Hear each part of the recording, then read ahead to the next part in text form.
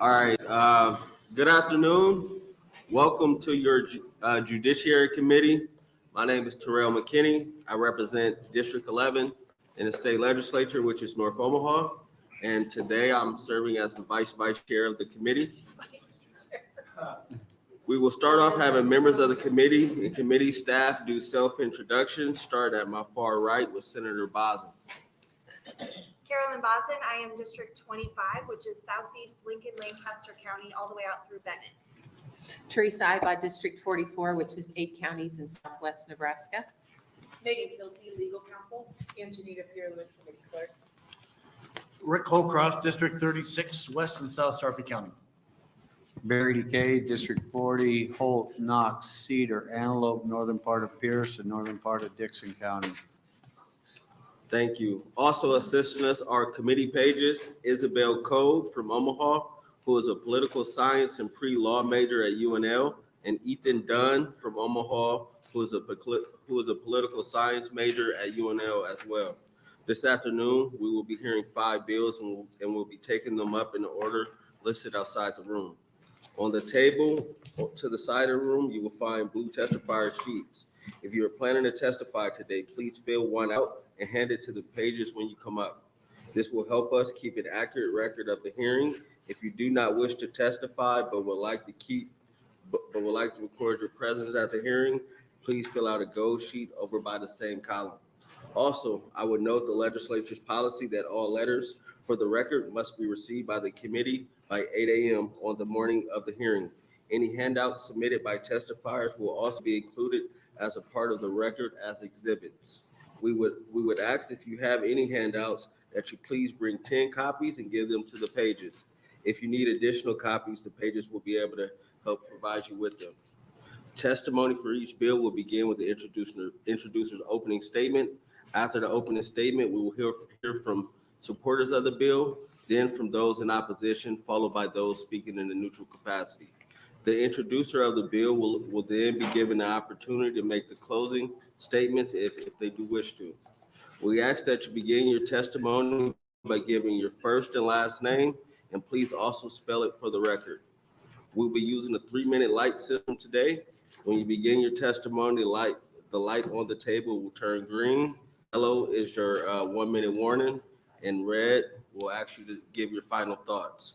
I would like to remind everyone, including senators, to please turn off your cell phones or put them on vibrate. With that, we will begin with the hearing for LB 1366, Senator John Cavanaugh. Thank you. Good afternoon, Vice Chairman McKinney and members of the Judiciary Committee. My name is Senator John Cavanaugh, spelled John-Cavanaugh, and I represent the 9th Legislative District in Midtown Omaha, the Sunshine District. I'm here to introduce LB 1366, which strengthens protections and transparency for property owners in Nebraska under eminent domain laws. The Fifth Amendment of the United States Constitution provides that private property shall not be taken for public use without compensation. It's a fundamental property right enshrined in our Constitution. The power of eminent domain must operate within these constitutional constraints, and the definition of what constitutes public use and just compensation are the source of much debate, and particularly since the 2005 U.S. Supreme Court decision in Kelo versus City of New London, courts have broadly interpreted what public use can be. Nebraska law regulates the use of eminent domain through our condemnation statutes. We have a statutory prohibition on the use of eminent domain for purposes of economic development, but there are a number of exceptions in the statute that make this prohibition very limited in scope. In fact, Nebraska law empowers many private entities to exercise eminent domain power. I expect you will hear from many of them today. It was learning of these entities that having eminent domain power that are unaccountable to the public that sparked my interest in eminent domain reform.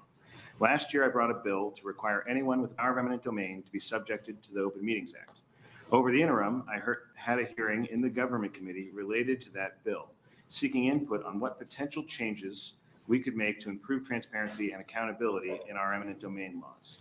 We received a lot of feedback over the course of that interim study from public and private entities.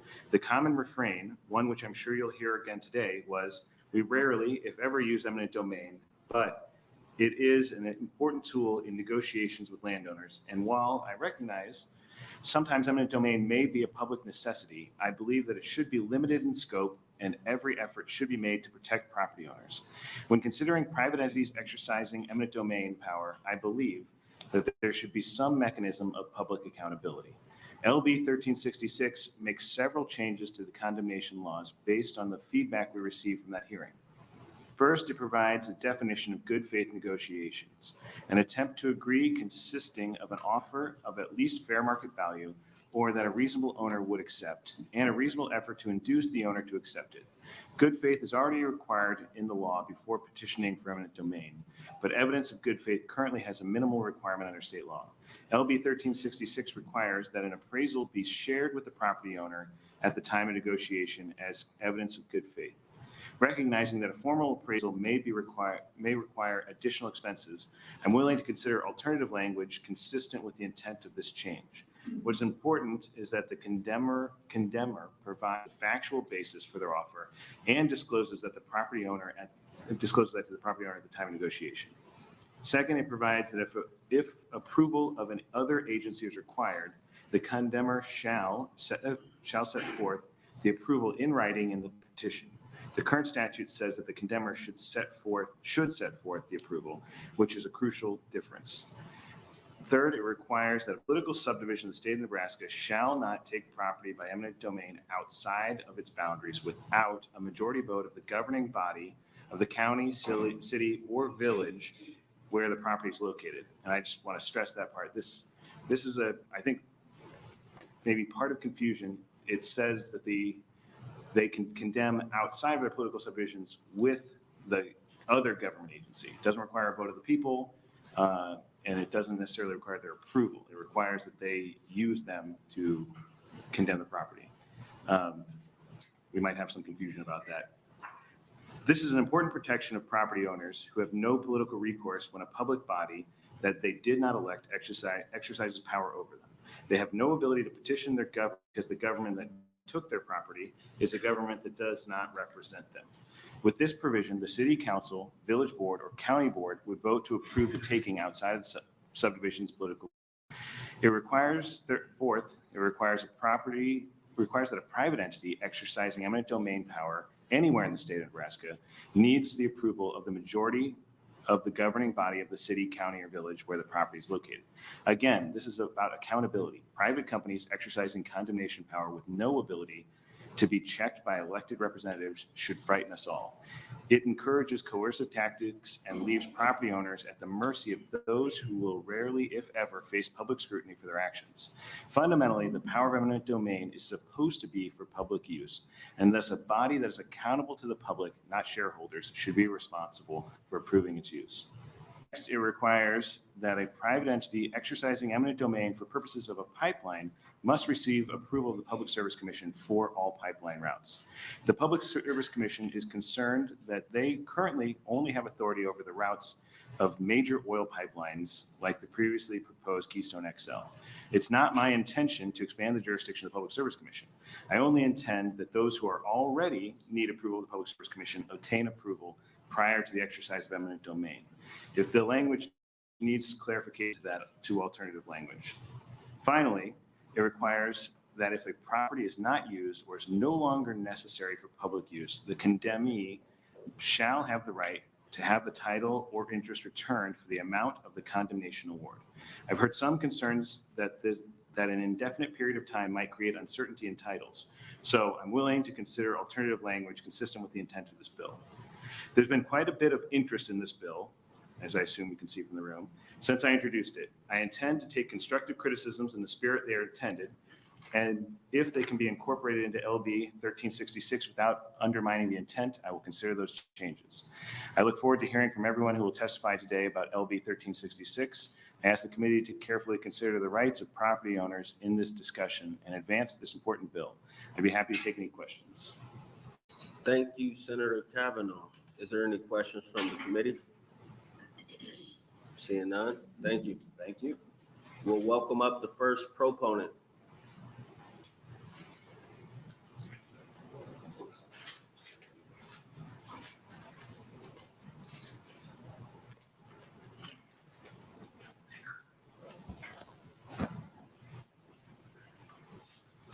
Good afternoon. My name is Art Tandrup, ARTKNDERUP. My wife Helen and I farm North Neely. Every property owner hates the words eminent domain. It's sometimes necessary for governments to utilize it for roads, utilities, etc. That type of eminent domain meets the farmer test. There's another type of eminent domain that does not meet the farmer test. That's when a private corporation takes property for appropriate gain and greed. It is like the law is saying to you, you're required to have both poor crops and poor commodity prices. Have any of you ever experienced eminent domain? Have any of you received a letter from a foreign corporation the week of Thanksgiving threatening or else? It is extremely difficult to enjoy time with family, let alone a festive meal. That same foreign corporation sent another letter that arrived 2 days before Christmas. They reminded me that I should have signed, would give me to the end of the year. Christmas is one of the most joyous times of the year with faith, family, and festivities. My little granddaughter said to me, "Why are you so sad, Grandpa? Christmas is happy time." In January, the notice came. None of this met the farmer test, yet it met the test of Nebraska law and those unclear words, public use. Over 8.5 years, land agents constantly harassed landowners. It was the used car salesman selling lemons. Many landowners gave in and signed documents. Some of us stood on principle and continued to receive harassment and bullying. These are just some of the examples of corporate bullying that took place. Is that what the law should be allowing? Is this how Nebraska citizens should be treated? Is this how property rights should be balanced and protected? As a senator, a job to listen to the concerns of your constituents and make positive changes for the good of Nebraskans. You have the opportunity to improve eminent domain law. So now it's time for you to get out in the field and get the work done. Thank you. Thank you. Is there any questions from the committee? Seeing none. Thank you, sir. Thank you. Other proponents?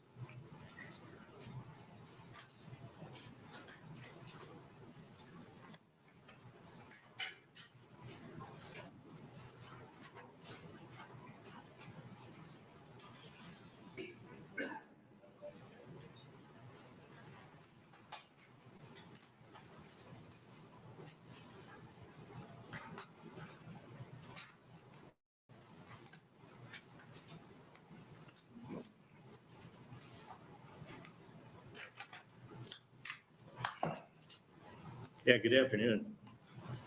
I go by Tom Janung. My actual name is Lewis, but everybody knows me as Tom.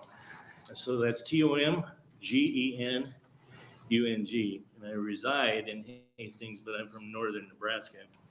And I want to start off by, of course, saying I legislative bill 1366, and thanks to Senator John Cavanaugh and the committee and this committee for your time spent on this. Pipelines should not be allowed to weaponize eminent domain to bully landowners.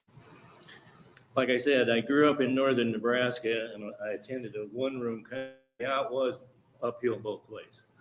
But I learned to respect our unicameral system and disagree with the people who try to change it in partisan ways. In about 2009, TransCanada proposed to build a tar sands a tar sands pipeline over the Ogallala Aquifer. That proposed pipeline is known as the KXL.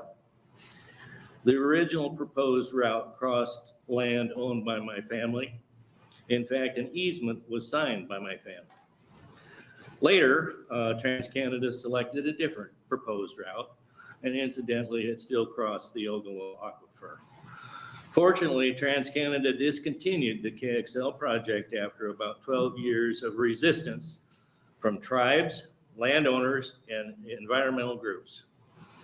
A number of easements were granted to TransCanada before they were stopped. Now today,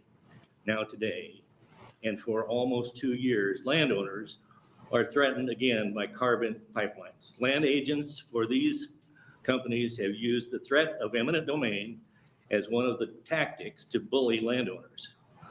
Many farmers and ranchers who are threatened to have their land taken are frightened, angry, and intimidated. So within these situations occurring to fellow Nebraskans, there are compelling reasons to put in our eminent domain law. These restrictions need to be stopped, or to stop private for-profit companies from doing anything they want to, wherever they want to. Therefore, I support legislative bill 1366, at the same time advocating for amendments to make these in favor of farmers, ranchers, and native groups, not for-profit corporations. And I end right there with due respect to the committee. Thank you for hearing me. Does the committee have any questions? Thank you. Is there any questions from the committee? No? Thank you, sir. Thank you, Senator. No Thank problem. you, Senators. Are there any other proponents?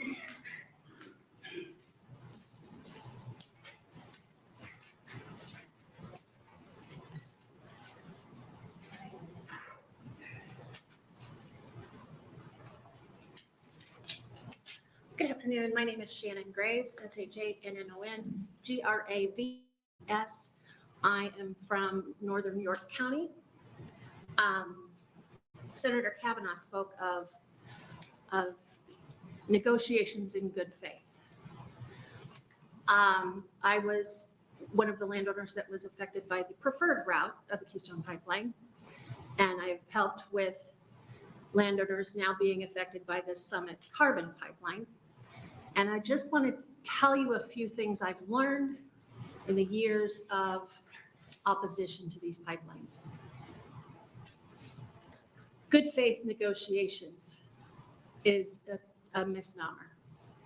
They come in and they tell you, first of all, they give you a check for letting them survey on your ground.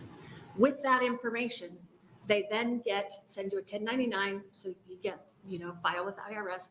They can find out your financial records. And then they base their easement pay on that information. So maybe you could replace your 15-year-old pay. Then they tell you, Mr. 84-year-old widower from Polk County, we can give you X amount of money today, or you can spend the rest of your life in eminent domain court. This is honest truth. A friend of ours in Polk County was spoken to in that such manner. You can sign today, or you can spend the rest of your life in eminent domain court. That is not negotiating in good faith.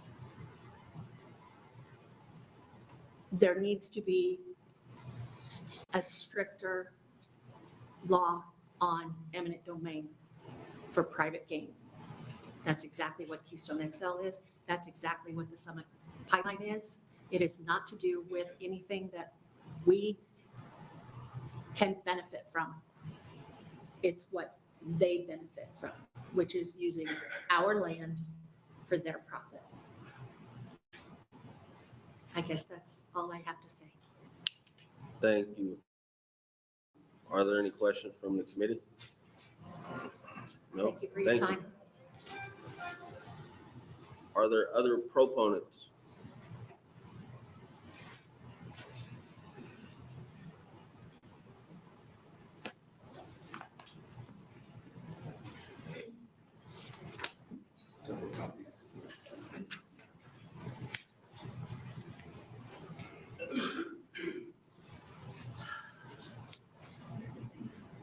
Good afternoon, members of the Judiciary Committee. My name is Ken Winston, KENNETHWINSTON, and I'm appearing on behalf of the Bold Alliance in support of LB 1366. Eminent domain is an issue that has a long history of misuse in the state, and we appreciate the steps that LB 1366 takes to address that. And the Bold Alliance is very supportive of landowner rights and constitutional rights that Senator Cavanaugh talked about. We believe that they're very important and they're fundamental and they need to be protected. But one of the things that I want to point out is the fact that this is a bipartisan issue. It's a bipartisan/nonpartisan issue. The fact that there are 3 introducers on this bill and they cover the political spectrum, and that it's also without regard to political alliance. And in addition to LB 1366, last session, Senator Erdman introduced LB 394, and just recently, both Senator Fisher and Senator Ricketts have made statements condemning the misuse of eminent domain. So there's several aspects of the bill that we support, providing a good definition of good faith negotiations, requiring an appraisal which is shared with the property owner during negotiations, requiring majority votes of political subdivisions where eminent domain is sought as a condition for the use of eminent domain. And Senator Cavanaugh eloquently explained the reasons for that. Requiring the approval of the Public Service Commission for pipeline routes as a condition for the use of it, and also providing for the reversion of property when it's no longer used. And that just seems like all these seem like common sense things. Particular reversion of property, if it's not being used for that reason, there's no reason for the entity to continue to hold on to the easement. And while we appreciate the work of Senator Cavanaugh and the other introducers in developing this bill, we'd also like to offer some additional amendments. In particular, we'd like to suggest compensation of at least 150% of fair market value for agricultural land. There's some language in LB 394 that might be helpful in that regard. Clarify the language about Public Service Commission approval. Cavanaugh doesn't want to expand the jurisdiction. We believe that it would be important to do that, particularly with regard to hazardous liquid pipelines in order to operate in the state. We'd be glad to work with the committee on language for that. Requiring all pipelines to have post-abandonment decommissioning plans when they've been permanently removed from use. And then clarify that proposed pipeline projects must comply with local ordinances unless they are in irreconcilable conflict with state or local law.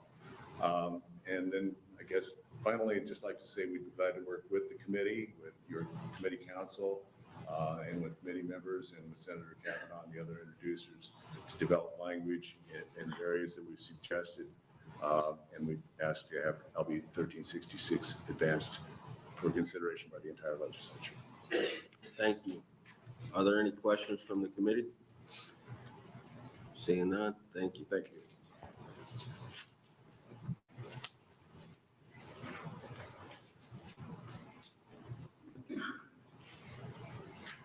Good afternoon, Vice Chairman McKinney, members of the committee. For the record, my name is Corby Gilbertson. It's KORBY-GILBERTSON. I'm appearing today as a registered lobbyist on behalf of the Nebraska Realtors Association in support of LB 1366.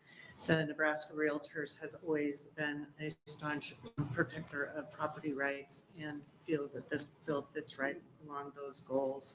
I was listening to comments by Mr. Winston, and we would obviously want to be able to review any of those. Our primary interest was making sure that this is a fair process, a good faith process, and that property could be sold at what it would be worth. So I'm not sure their position would be the same at the 150%. Thank you. Thank you. Are there any questions? No, thanks.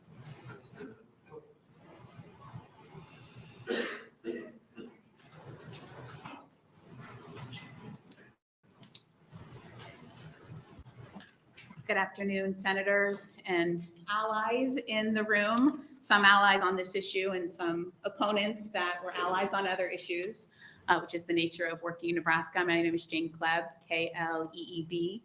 I live in Hastings, Nebraska. I'm representing the organization that I started in 2010, Bold Nebraska, and now we're the Bold Alliance, since we work across multiple states across the nation, protecting people's property rights when it comes to energy projects. Most people know us from the Keystone XL pipeline and working hard to amend eminent domain on that particular issue. But we also work on clean energy projects. There is a real lack of what I refer to energy parity when it comes to energy projects. Pipelines, for example, take permanent easements from landowners. Wind and solar projects take a 25-year easement. They make yearly payments. Pipelines only make one payment, and the list is long. But how does this specifically relate to eminent domain reform? No matter what the folks who are opposed to this bill come up and say, they'll say that 99.9% of the times they don't have to use eminent domain because they get voluntary easements. They get voluntary easements because they have eminent domain. We have to have a much fairer process, a more transparent process that, quite frankly, I think in the end, projects that want to happen on land would happen in a much better and quicker way if the public, if the counties, if the states, if the Public Service Commission and other agencies which have and grant eminent domain powers, if that process was more clear to people. Right now, on carbon pipelines, for example, or other projects, some agencies will say that they have the eminent domain authority, or a project will say it has eminent domain authority, and a landowner really has nowhere to go to get due process, which is why Bold and landowners sued the state of Nebraska, and we were able to get the law in place that then allowed the process for pipelines for Public Service Commission. Now, that has to be amended. It only does oil pipelines. It should be much broader than that. But for us, the bottom line is this should be a fair process. You know, Bold has a position that we don't want to see eminent domain for private gain, period. We quite frankly don't like eminent domain used even for public projects, but we know that that is often the case in order to build roads, transmission lines, et cetera, things for the public good. But I do hope, despite the opposition that's in the room, I know that they are heavy hitters. I'm friends with many of them, but I hope that in the end, we really think about what's a fair process. How can we put a transparent process in place in order to protect people's property rights? Thank you. Thank you. Are there any questions from the committee? No? Thank you. Thank you. Other proponents?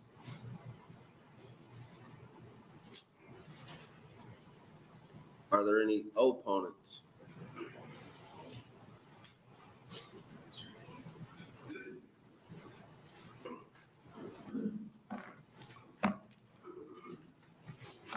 Good afternoon, Chairman, members of the committee. My name is Ron Kaminsky. Last name is Kaminski. I am here today to testify in opposition to LB 1366 on behalf of over 30,000 members and thousands of contractors that the Nebraska Building and Trades Council represents. The main reason we are against this legislation is there just continues to be so much red tape to get projects approved. And we believe that this is going to lead to more of that. It's not just pipelines, it's every type of project you can think of that faces so many issues just to even be able to get shovels in the ground to construct projects. So that's why the main reason we're opposed. We think that this is just going to create more time, more barriers to getting projects approved in a timely fashion. And that's why we're here today opposed to this legislation. That's it, sir. Thank you. Are there any questions from the committee? No? Thank you. Thank you. Other opponents?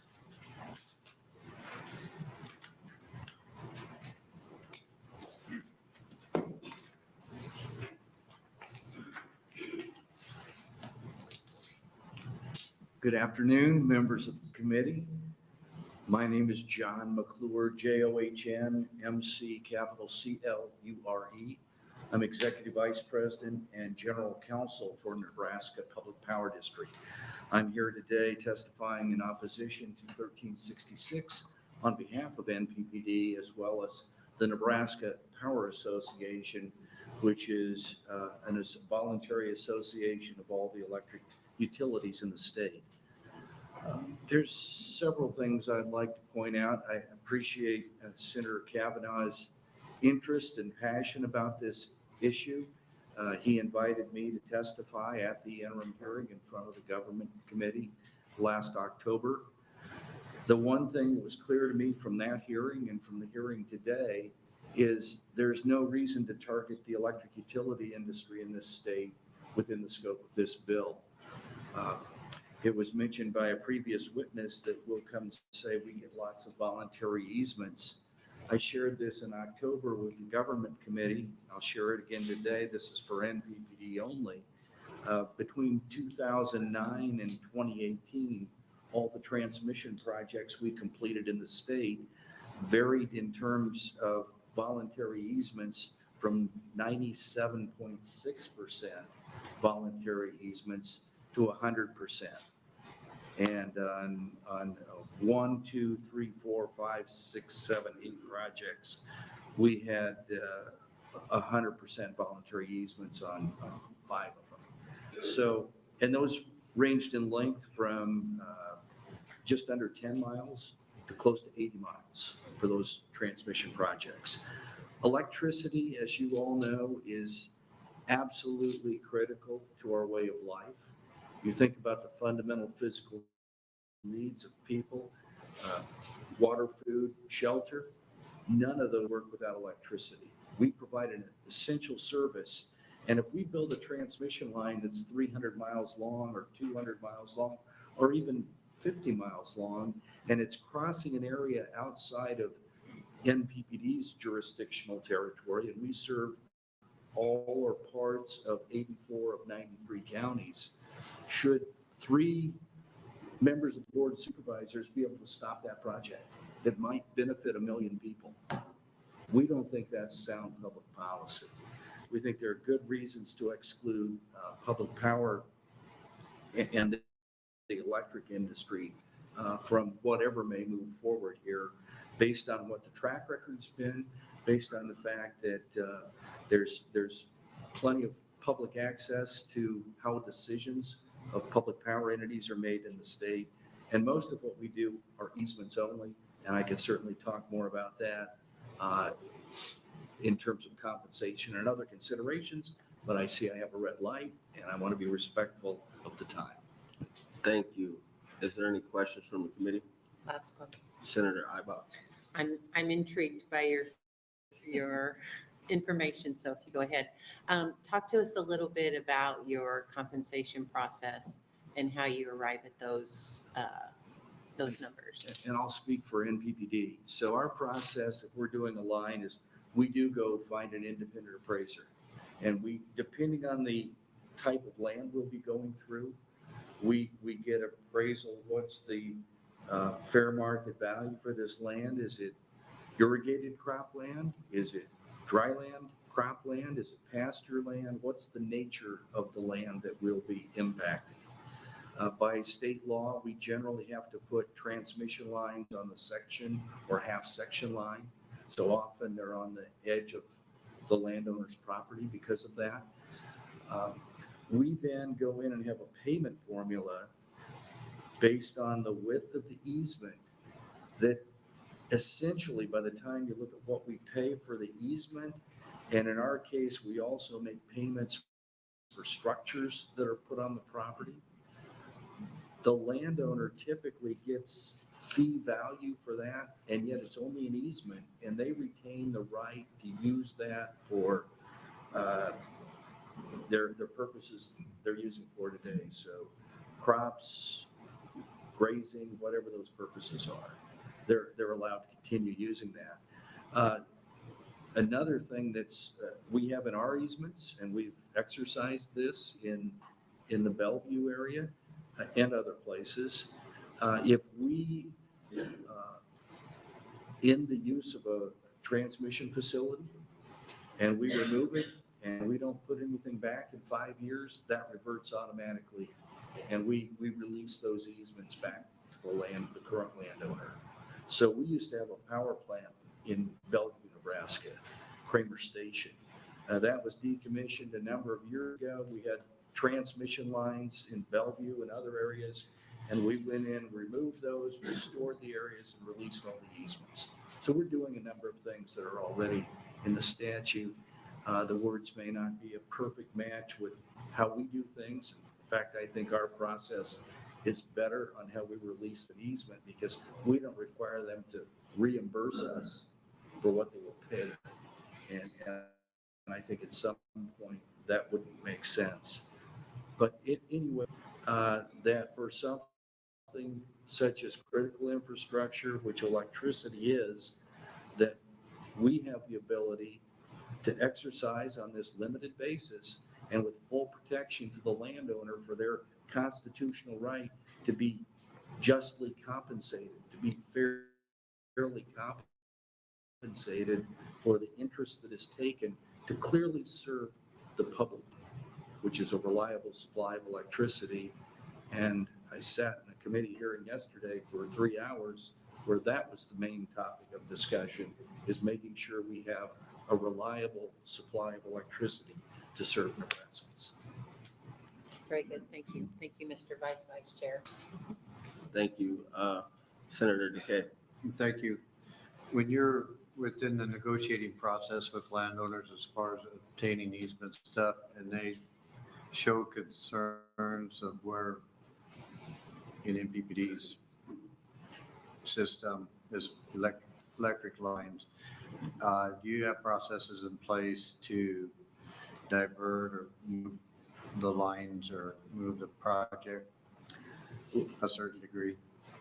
Yes, way before we ever get to right-of-way acquisition, we conduct meetings in the areas where the projects will be and to get input, to understand current uses by the landowners and potential future uses. Here's a plot of land on a owner's property. You know, it doesn't center pivot on it. Is there going to be a center pivot put in? You know, those kinds of things to get as much information to work with the landowner. There are certain things we avoid in routing a transmission line and keep certain distances from structures. Some of that is under the National Electrical Safety Code. Some of it's just additional distance that we build into the process. But yes, we work with them, you know, so that we can, what we call microsite facilities, by making adjustments to accommodate the interest of the landowner. We're going to be working with that landowner for 50 or 60 years with that facility because we have to go in, we have to do maintenance, we may have to do repairs from a tornado or something, and we want to have a positive working relationship with that landowner. And would vegetation like shelter belts be considered part of structures? Yes, if sometimes we will have to remove a shelter belt, but we try to adjust for that. And sometimes the landowner is looking for the opportunity to have something removed to expand the size of their field. So again, we try to work collaboratively with the landowner. Thank you. Thank you. Any other questions? No? Thank you, sir. Thank you. Other opponents?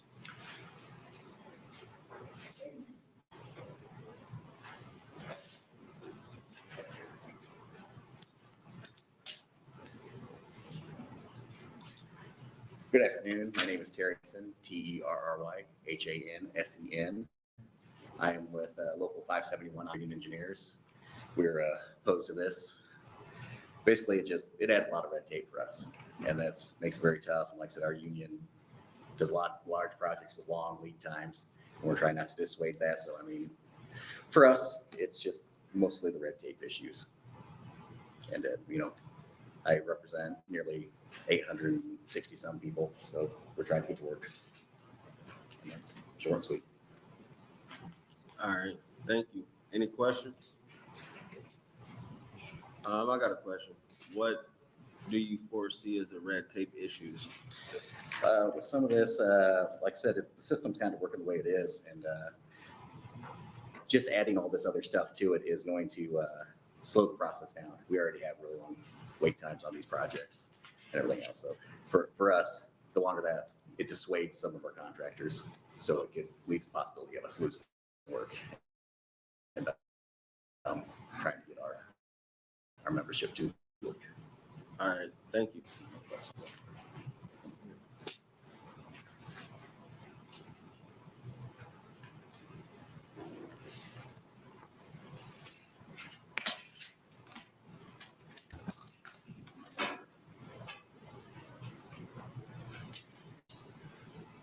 Good afternoon, members of the Judiciary Committee.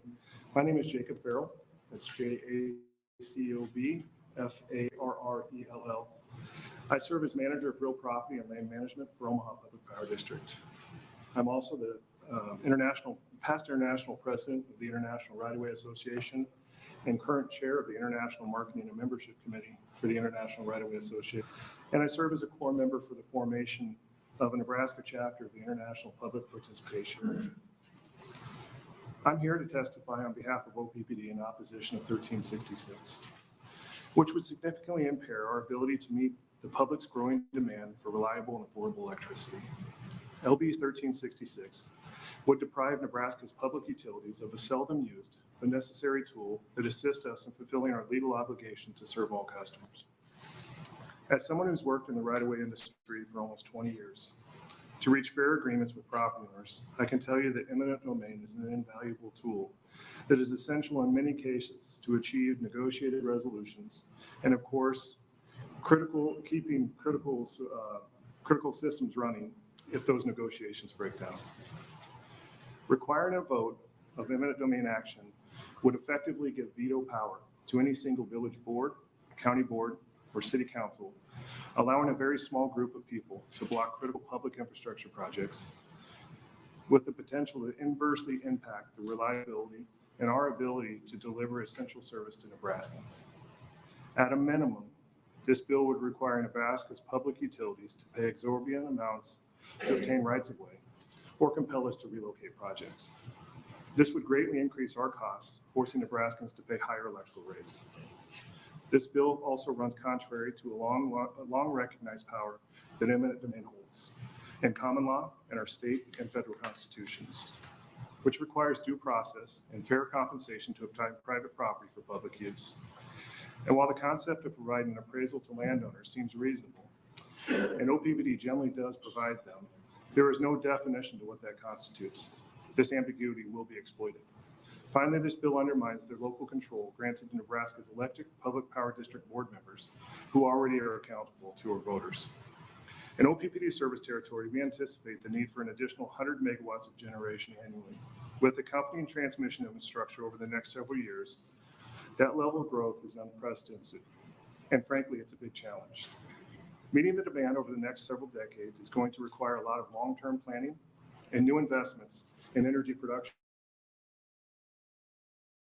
We have to acquire additional property and rights to fulfill our obligation to Nebraskans. And it is imperative that we have the tools to do this.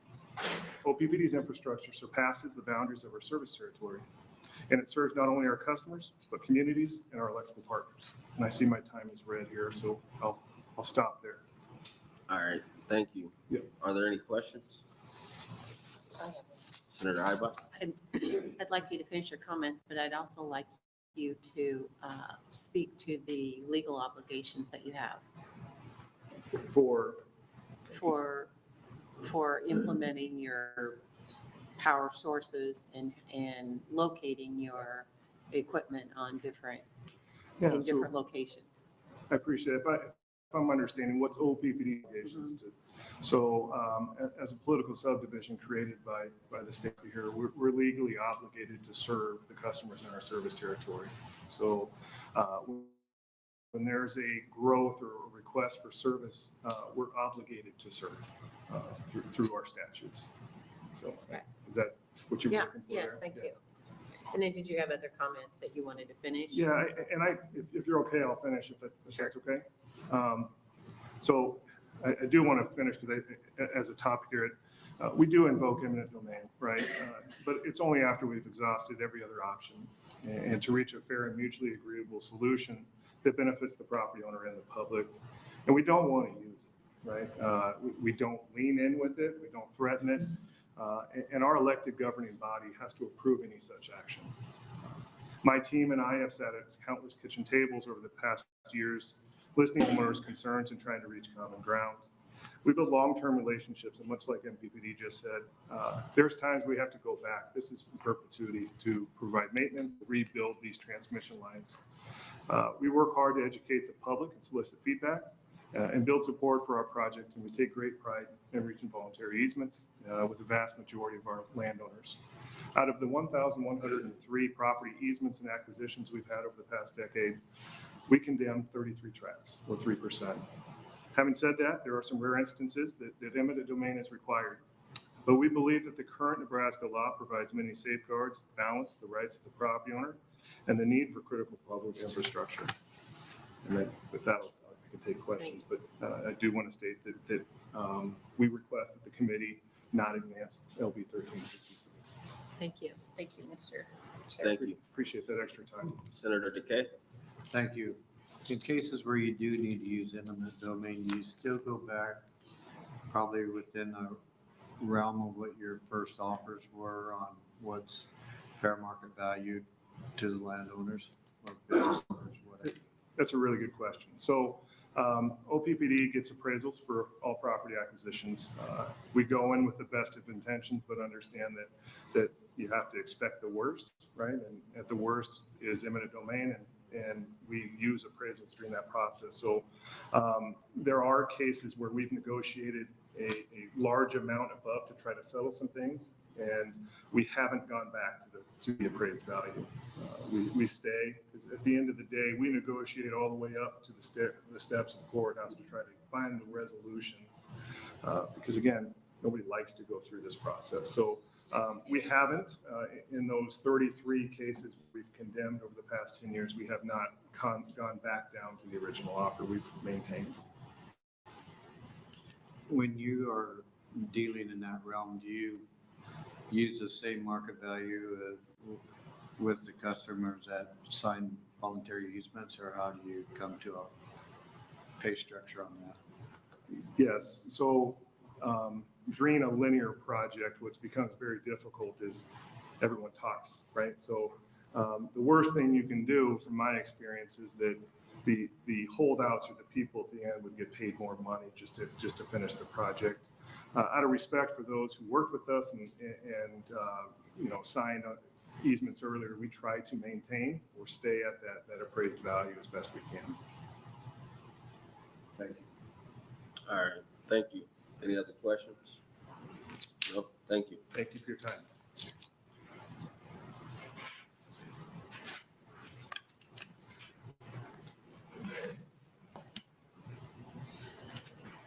Good afternoon, members of the Judiciary Committee. My name is Jill Becker, Jillbecker, and I'm a registered lobbyist on behalf of Black Hills Energy, appearing before you today in opposition to LB 1366. I would echo many of the comments made by the previous utility testifiers. Black Hills Energy serves over 300,000 customers across the state in over 319 communities. When we are doing projects, we do our very best to have relationships with these customers that are probably all and are going to remain our customers. We really do our best to work with them to come to an agreement on projects, and that can be everything from maybe it's a little payment, maybe it's moving those facilities to a better place on their property so that it's less disruptive. But it really is in the best interest of us as to agreements as much as we can with any of the landowners. It's my understanding that Black Hills Energy has not used eminent domain in this. However, we recognize that it is a very critical tool for us to potentially have, even though we may not have to use it.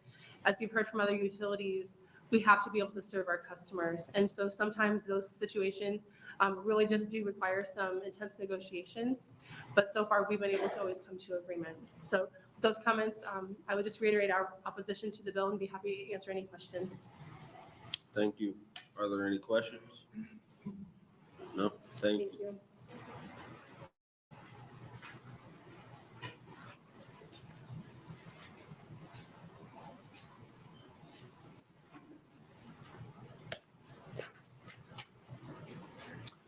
Acting Chair and committee members, thank you very much for letting me be here. My name is James Dukesher, JAMES, I'm the Director of Government Relations for the Nebraska Rural Electric Association. The NREA represents 34 rural public power districts and electric cooperatives throughout the state. The more than 1,000 dedicated employees of our system serve 240,000 meters across more than 90,000 miles of line.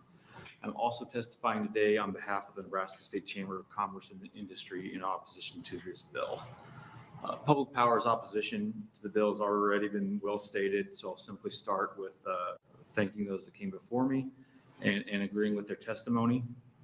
LB 1366 would replace a well-established legal process and decades of case law with a process that could produce different results from village to village and county to county. This creates some regulatory uncertainty and could hinder needed development. One perspective that I'll raise that hasn't been done so already is that of the rural electric cooperatives. We're all proud of our 100% all public power state, but we are not all public power districts. There are 9 rural electric cooperatives operating in the state. 3 of them are headquartered inside the state's boundaries, and their service territory is all within the state of Nebraska. That would be Prima Panhandle Rural Electric Membership Association in Alliance, Midwest Electric Cooperative Corporation in Grant, and Niobrara Valley Electric Membership Corporation in O'Neill. These cooperatives have the same mission as any public power district: to provide low cost and reliable electricity to their customers. They're not for profit and they're member owned, but they are not public entities. They're not political subdivisions of the state. This is a private company. So if we look at the bill and we compare them with the treatment of a public power district under the bill, an electric cooperative could not use their condemnation authority even if it was within their service territory in this bill, without a vote of the county, city, or village that they were going to condemn in. Whereas a public power district operating within their service territory would be able to do that in this bill. The bill essentially strips the electric cooperatives of this long-held authority. So it's for this reason and the reasons that was already presented by the other testifiers that we ask you to oppose this bill. Thank you. Thank you. Are there any questions from the committee? No, thank you. Before the next testifier, would a show of hands who else is planning to testify in opposition? All right, thank you. Next testifier.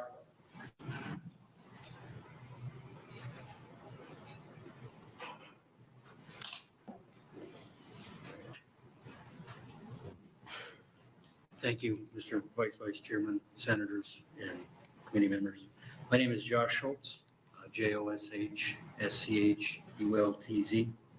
I'm here today with a colleague of mine on behalf of Precision Pipeline, and we encourage you to vote no on LB 1366.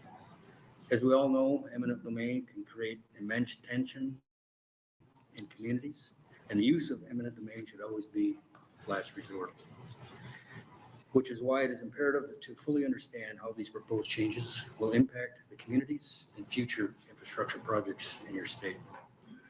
Precision Pipeline is a large union pipeline contractor involved in multi-million and multi-billion-dollar projects that take years to develop. This bill creates regulatory uncertainty, and uncertainty deters investment and kills union jobs. By adopting the changes, it replaces an established legal process that could create differences village to village and county to county, as the gentleman just before me had mentioned.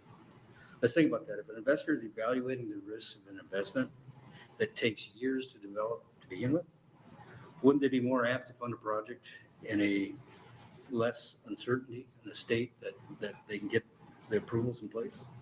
It creates the type of confusion and uncertainty that means new investments, jobs end up outside the state of Nebraska. I don't think that is anything that any of us want. This bill forces local elected officials to balance the intricacies of the community they live in with the long-term benefits of an infrastructure project, which can bring jobs and taxes that provide funding to the community and public schools. The judicial system exists for a reason, and shifting the decision-making authority from the courts to local politicians does nothing but overburden these governments. Do these local officials even want that responsibility? Private landowners, I guess You can finish. Thank you. Private landowners should be compensated at fair market values for any easements necessary for a project, just like the laws in Nebraska already require. And if the eminent domain process is required, it should be handled impartially by the courts. With this in mind, we urge you to vote no for LB 1366. Thank you. Are there any questions? Senator Decay? I have to apologize. You have a soft voice. Could you tell me who you were representing? Precision Pipeline. Thank you. Precision Pipeline? Okay. What is your process Process. when you're seeking an easement or to? We're our contractor. We build the lines that is for the. Okay. All right. Thank you. Other opponents?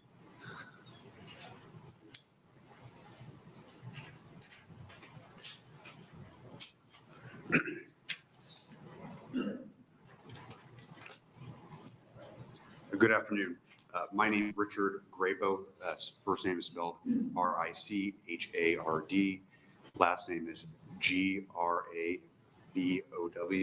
I'm an in-house attorney for Lincoln Electric System, commonly known here in Lincoln as LES, and I am here to testify on behalf of Lincoln Electric System in opposition to LB 1366. The benefit of coming last is obviously a lot of the subject matter I was going to talk about has already been covered, so I can be a little more brief. But echoing on what my partners in our electric utility industry have testified to, the primary concern we would have at LES with this legislation is that the increased costs that will come with 1366, with the requirement that cities and counties essentially will have a newfound routing and siting authority for the infrastructure developed by other political subdivisions. Those entities, by having that new authority, they won't be feeling the accountability that comes with their decisions. That accountability will still rest with the entities that are doing the condemning. What's going to happen if that, in those situations where an entity like LES might not get the approval it needs to build a transmission line or purchase property for a substation, in those situations, LES will be required to either pay amounts in excess of fair market value for an acquisition, reroute a project, recite, or forego a project altogether.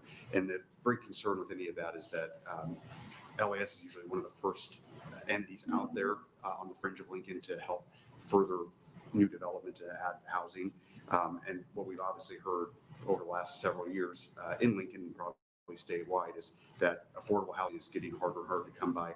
In this legislation, if it causes LES increased costs, won't really address that issue. While we're on that subject of the city and county approval requirement that is created in this bill, LES is a little concerned about the somewhat ambiguity in it, in that if you have a taking that may need to occur in the city limits or in the village limits of a village or city, do you also still have to, under this legislation, get a county board's approval or not? I'm not exactly sure what Senator Cavanaugh's intent was there, but that's some confusion that we want addressed, obviously. LES also, as was mentioned by others, has concerns about the, I'll call it the buyback provision in Section 5 of the bill. The concern there is that there's going to be undoubtedly a lot of title work challenges down the road if 50, 60, 100 years later after a condemnation, LES is looking to surplus a property and has to somehow figure out who's the person that needs to essentially consent to that sale. Do they need to consent to it? Is it a matter of that landowner needing to raise the concern? Those are all things that would need to be addressed, because otherwise I foresee a lot of title work hassles down the road that can make it hard to put a property back into private hands. All right. Any questions? I have one. Yes, sir. What is your public and I probably should have asked this to others as well. What is your public outreach process?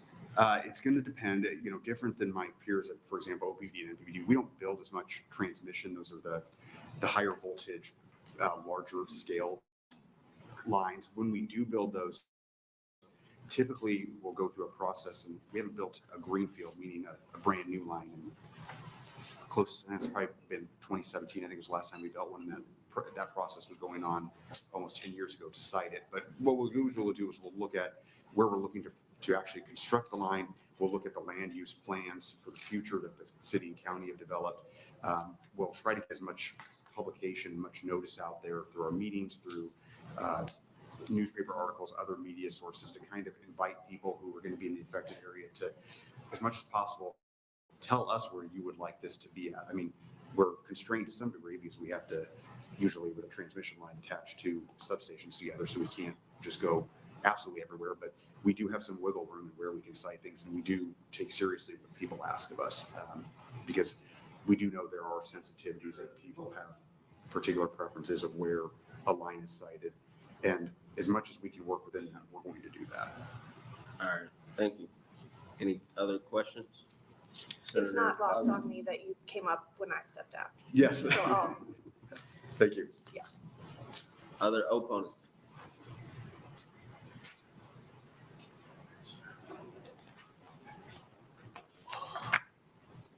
Good afternoon, Senator McKinney and members of the Judiciary Committee. My name is Brent Smoyer, B-R-E-N-T S-M-O-Y-E-R, and I appear before you today as a registered lobbyist for Northwestern Energy and the Nebraska Rural Broadband Alliance in opposition to LB 1366. Northwestern Energy is a natural gas utility that serves several cities in Nebraska, and the Nebraska Rural Broadband Alliance consists of a number of rural-based broadband providers across the state. All of these providers and utilities have buried infrastructure, either fiber or pipeline, to the customer's home, business, ranch, or farm. Now, none of these companies that I represent want to use their power of eminent domain.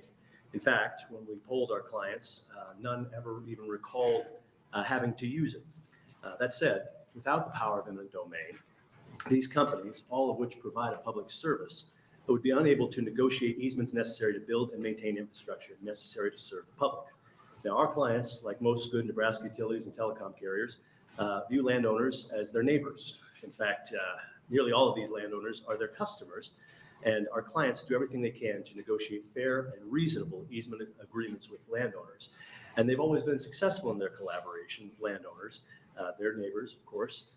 And like I said, none of our several clients have had to use the hammer of eminent domain for decades, if at all.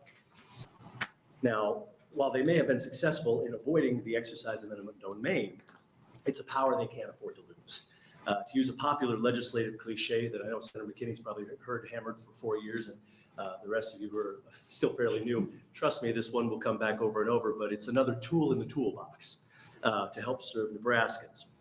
It's a tool, frankly, that as a state, we can't afford to take away. We need only to look back a few weeks to the dangerous cold snap that we faced and understand exactly how vital natural gas pipelines are to keeping Nebraskans safe, warm, and fed. And similar, while longer look back to COVID-19 to illustrate the importance of broadband infrastructure in keeping our economy moving while many businesses were shuttered. All of it would take one landowner to stop a critical infrastructure project like these. And while LB 1366 would not strip away the power of eminent domain, the local approval process would make the exercise much more burdensome and time-consuming, perhaps impeding timely construction of critical infrastructure, possibly even used to stop construction altogether, which would effectively remove the power of eminent domain to the detriment of Nebraskans who rely on the vital services that my clients provide. For these reasons, I urge you not to advance LB 1366 and would be happy to address any questions. Thank you. Are there any questions from the committee? I have one. Yes, sir. You mentioned it being another toolbox, and I wonder, or I ask you, does that mean that we don't look at that tool and see if we can update it or see how it's working, and if it's not working for the best interest of everybody? Sure. And that's an excellent way to put it, Senator.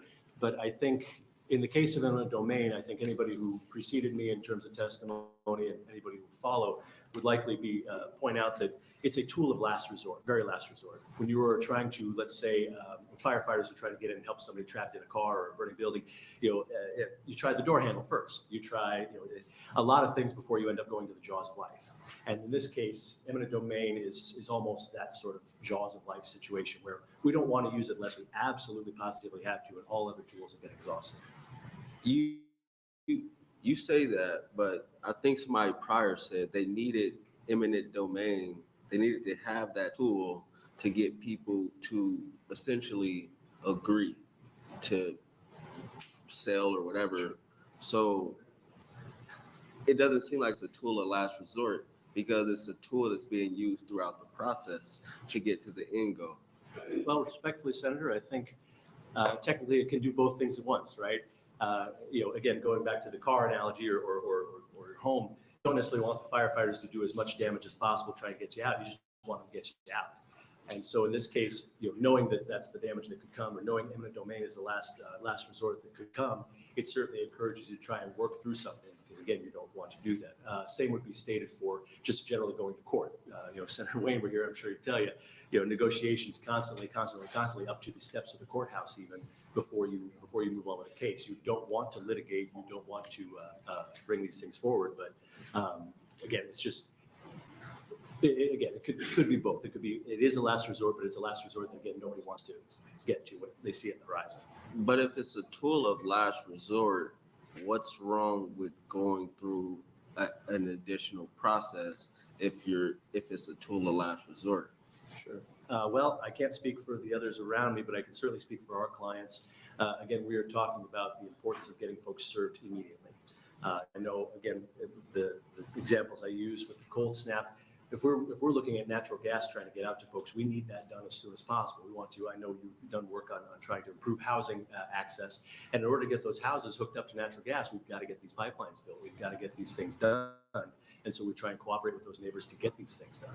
Same goes with telecom. We want to be a 21st century workforce in Nebraska. We want to make this home to more and more people, and in a lot of those jobs can be done remotely, can be done, they can work for a New York company in Nebraska if they have the internet and they have the broadband built there. But again, to slow those things down, slows down the economy, slows down the ability for people to get homes and jobs of that nature. And so adding this extra layer, especially when somebody could very much, one person could stymie the entire thing, whether slowing it down to umpteen months, umpteen years in terms of dragging things out, or worse yet, convincing folks to stop the pipeline or stop the transmission lines, fiber for telecom altogether.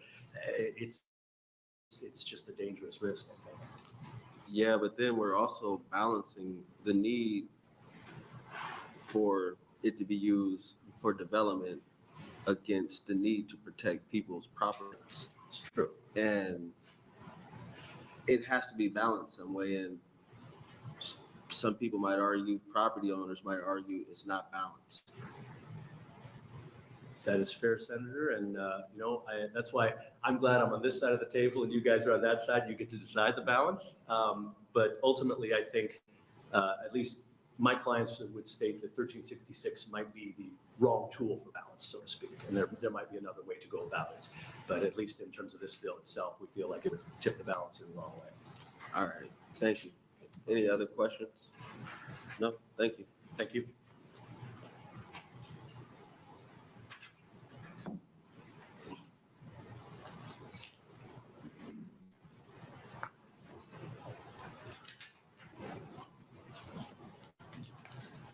Good afternoon, Senator McKinney and members of the Judiciary Committee. My name is Lash, L-A-S-H, Chaffin, C-H-A-F-F-I-N. I'm a registered lobbyist and staff member at the League of Nebraska Municipalities. And I'm also authorized today to speak on behalf of the Metropolitan Utilities District in opposition to LB 1366. Not unlike the other testifiers and recognized by every senator here, this is a very rarely used process and mechanism. In some places, it's almost impossible to find a case of it ever being used. Also, the process that a city or even the smallest village would use is very similar to the process outlined, or identical to the process outlined by the Omaha Public Power District. There are extensive laws in place already on the process involving appraisers, at least for public entities. I can't necessarily speak on behalf of private entities, and cities and villages would follow those. What's important is that cities and villages are not cookie cutter. They may look the same, but each one has different critical infrastructure that they rely on. Almost 500 cities and villages own water distribution systems. 300 plus own wastewater discharge treatment systems. Over 100 own electric distribution systems, and around a dozen own natural gas distribution systems. And this necessitates often purchasing property outside of the corporate or city limits. One example is the city of Sydney. Their well field for their water system is around 20 miles away from Sydney. That was the only water they could find to meet their needs. The city of Nebraska City owns natural gas facilities between Nebraska City and Syracuse. So just because a city owns the property doesn't necessarily mean it falls within the city boundaries. So my prime position is to the section where the county board would have to sign off on the eminent domain process. The county board is not necessarily the one in the room with the engineers. They're not the one in the room with the appraisers. They're not the one in the room with the real estate attorneys. They're not the one in the room with the state agency going, go get a new water source. Yours doesn't work.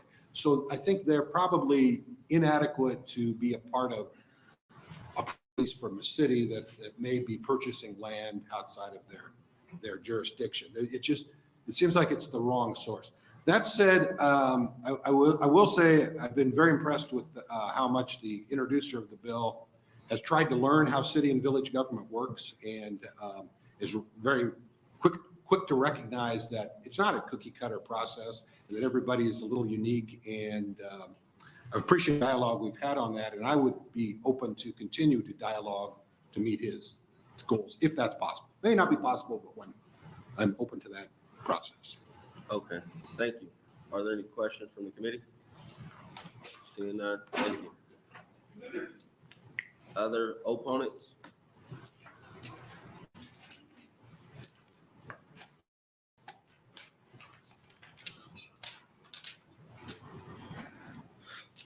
Good afternoon, Chairman, members of the committee.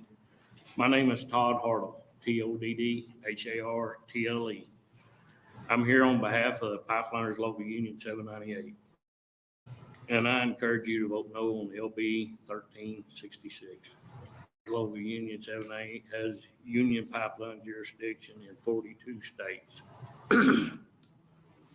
We have 3 classifications: welders, journeymen, and helpers. Excuse me. We have a state-of-the-art training center where we train our welders to be the best at whatever welding procedure that particular job is set up for.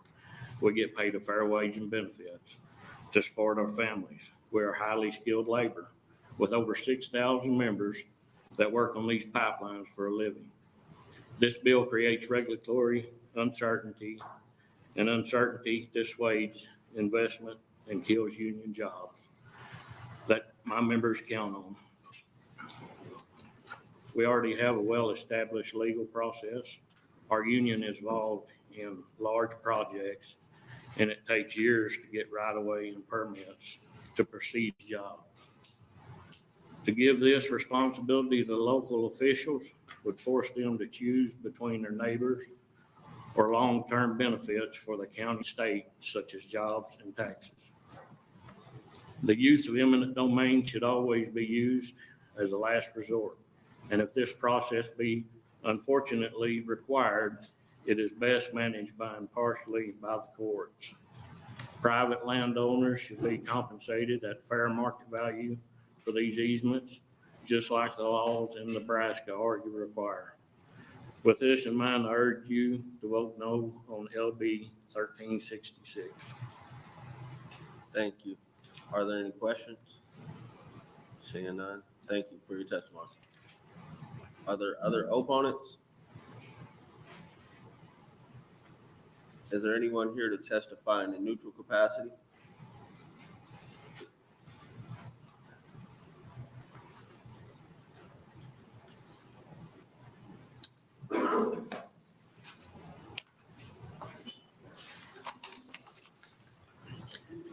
Acting Chairman McKinney, members of the Judiciary Committee. My name is John Hansen, John Hansen, Hansen. I'm the president of Nebraska Farmers Union, our state's second oldest, second largest general farm organization. I was one of the folks that did testify at the hearing earlier that we had, the senator Cavanaugh had on this issue. And excuse me, we have a lot of history relative to the use of eminent domain in our organization. We were in the middle of the pipeline issues. We were in the middle of the renewable energy issues. And so a lot of these things cut very different kinds of ways as you try to put it together, one set of policies. So we commend Senator Cavanaugh for a lot of the things in this bill that we like that represent improvements, including a clear definition of good faith negotiation. That has not existed. We have had companies that we have worked with who simply did not have any intention whatsoever of doing good faith negotiation. They knowingly, willingly misrepresented their legal position for financial gain and negotiating advantage, claiming that they had eminent domain at a period of time when they absolutely did not have it.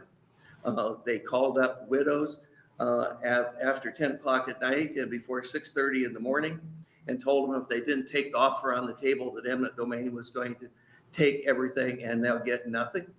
So they misrepresented the eminent domain process. So a lot of the service work that we do gives us the benefit of knowing how this actually hits the road.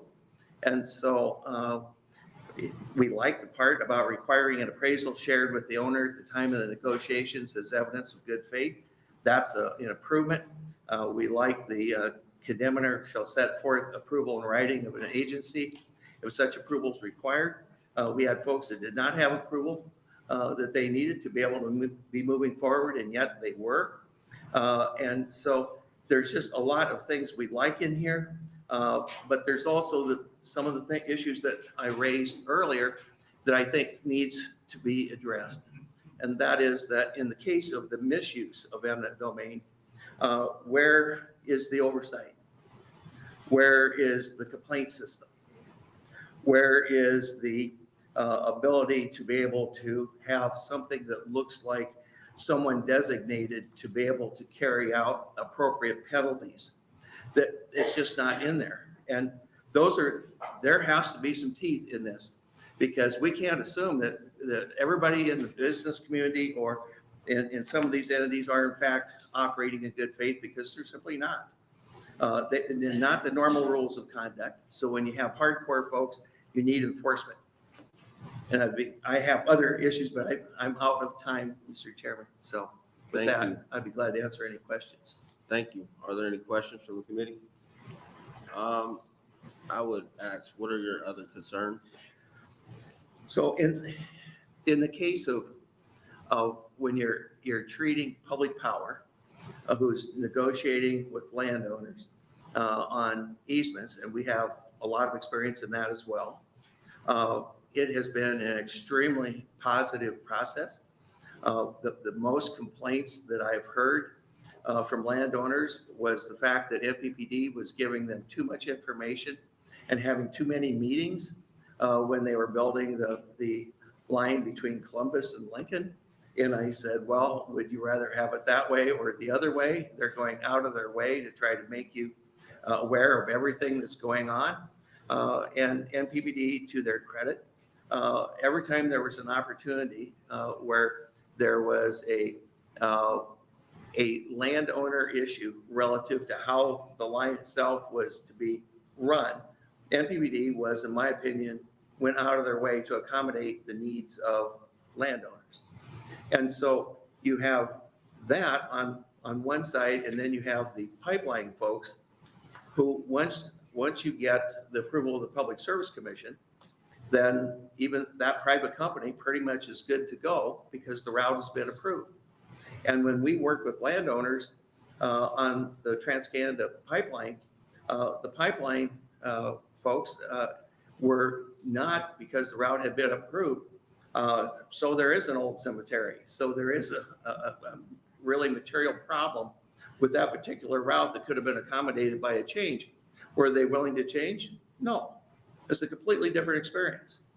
And so in that respect, we would be much more comfortable with this bill if we would separate out public power from pipeline companies. But because to get that approval process, if you're, right now we've got the Inflation Reduction Act that has really changed the whole incentive system for renewable energy. So right now, our public power entities can take advantage of those incentives, which are also made available to them, which historically have not been available to them, if they want to go ahead and build renewable energy projects themselves, as opposed to doing the private-public partnership, which is the bulk of our state. So if they do that, then they would need to get either the village, the city, or the county to be able to approve them if they had to use eminent domain to be able to get their power moved, in which case then it oftentimes at the local level these days gets to be a polarized popularity contest of who can turn out the most folks and put the most pressure on. And so you have entities that are not really tied to public power, for example, and the whole energy industry and all of those things, having to end up being responsive to the loudest voice in the room. And so then that approval process is at risk. And so, the strategic interests of our state relative to public power, I think are not well served by putting them in the same kettle and treating them the same way. Okay, thank you. Senator DeKay. Thank you. Mr. Hanson, you've been on both sides of a lot of these issues. Maybe you can answer this. Do you know how many miles of pipeline and how many miles of transmission line there are in the state of Nebraska? No, but that's a great question. And I don't. But you're right. I have been in the middle of a lot of these. And I've also been a public official who was put in a position to have to make a decision relative to eminent domain. So, and yet I've, for the bulk of the last 35 years represented landowners who, when you say the words eminent domain, that gets their attention really quick, as you know. Not in a good way. Thank you. Thank you. Thank you. Any other questions? No, thank you. Thank you. Is there anyone else here to testify in the neutral? Seeing none, Senator Cavanaugh, you're welcome to come up. And for the record, there were 65 letters, 51 in support, 11 in opposition, and 3 neutral. Thank you. Thank you, Vice Chair McKinney. And actually, the first thing I was going to talk about was the letters, because I was flipping through them while I was listening to people talk. And I would point out that of the proponent letters, they come from all over the state of Nebraska. Almost everyone's district is represented. But the opponent letters come in 2 forms. One are folks representing industry or interest groups. The other are folks who think my bill doesn't go far enough. They think that we should be banning the private use of eminent domain totally. So 5 of those opposition letters are actually people who think that my bill is going to enable private use of condemnation. So I just think that it's interesting to note on that. I really appreciate everybody coming here today. I've had a lot of these conversations already ahead of time and talked to all the folks who came and testified in the opposition, and I did specifically ask them to come and raise those concerns when they came, because this is a really complicated issue. As I laid out at the beginning, this is my 3rd sort of foray into eminent domain, and I've sat on the other side of the counter there for several other bills as well, and there's a lot of nuance, there's a lot of complexity to this, and there's a lot of different folks who use eminent domain. I would just say that to the proponents who came, I really appreciate them making the long drive from Neely and Hastings and York to come down here and testify about their bad experience. And I want to be clear, this bill is not directed at one industry. This is not about pipelines, at least for me. This bill is not. That's not why I brought this bill. It's not about public power. It's not about private development of power. It's not about cities. It's not about utilities. It's about the principle that when you take someone's property, that is an extreme act, and that those people deserve protections under the law, and they deserve recourse if they need it. So that bill is about, it's articulating that principle. And how has that principle come into effect? is the question that this hearing presents and the question those criticisms are trying to, I think, help us get to. So that's why I appreciate all the folks being here. And I would tell you, there are other comments in here that some of the opposition industry folks' comments are in that same vein. They are, I think, helpful, constructive criticisms that we can work to integrate into this bill or a future bill to get this, to move forward on this issue. I've also had conversations with a few other folks who did not come today, but in part because they talked to me, which includes our railroad industry. And so I have some comments from them that I'll share with the committee at a later date. I just don't have them with me right now. I just want to make sure you're aware of that. So I'm willing and excited to work with everybody who came here today and raised these concerns to figure out a workable way that we can make eminent domain more fair for people, but that also doesn't fundamentally undermine or hurt the resiliency of some of our critical infrastructure.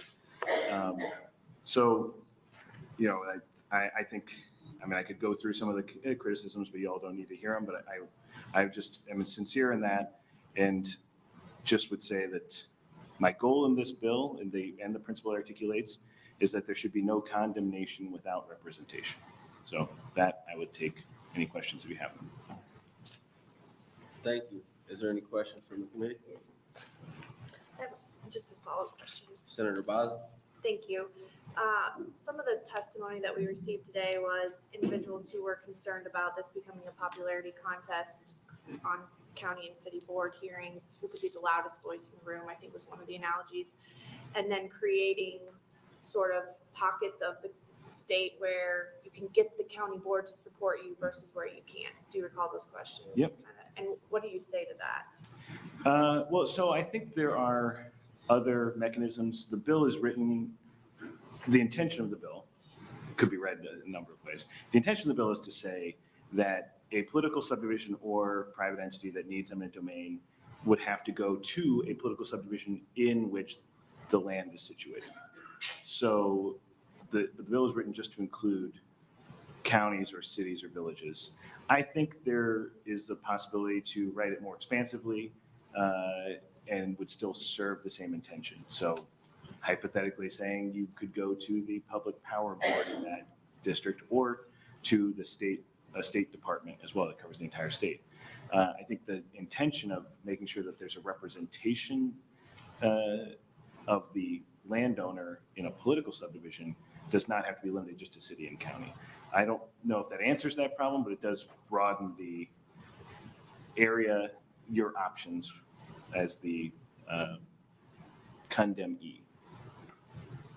So, and that does answer that question.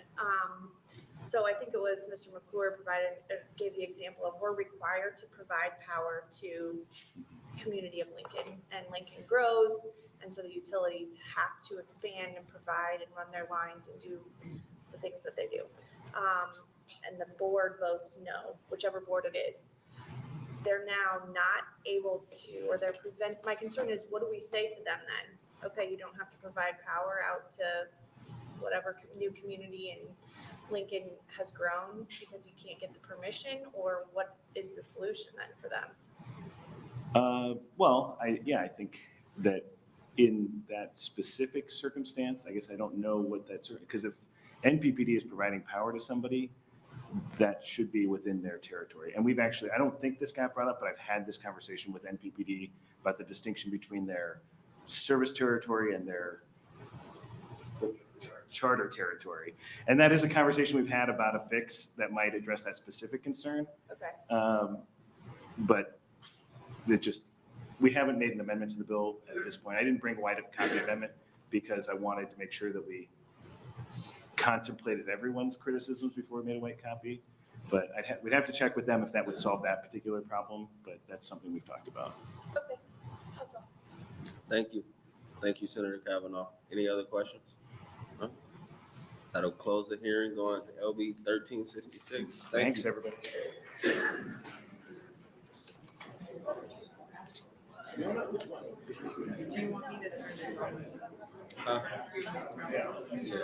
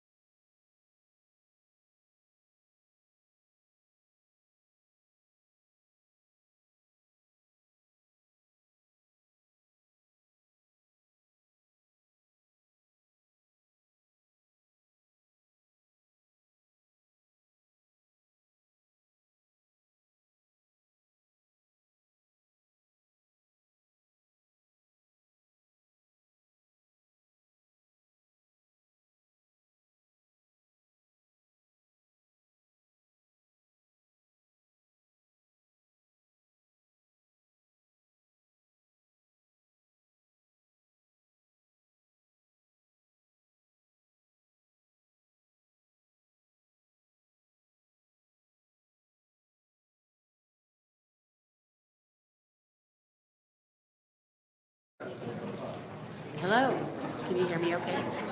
Can you hear me? We can wait till the door shut. Oh, I have the wrong bill. Why do I have the wrong bill? We can start. Okay, very good.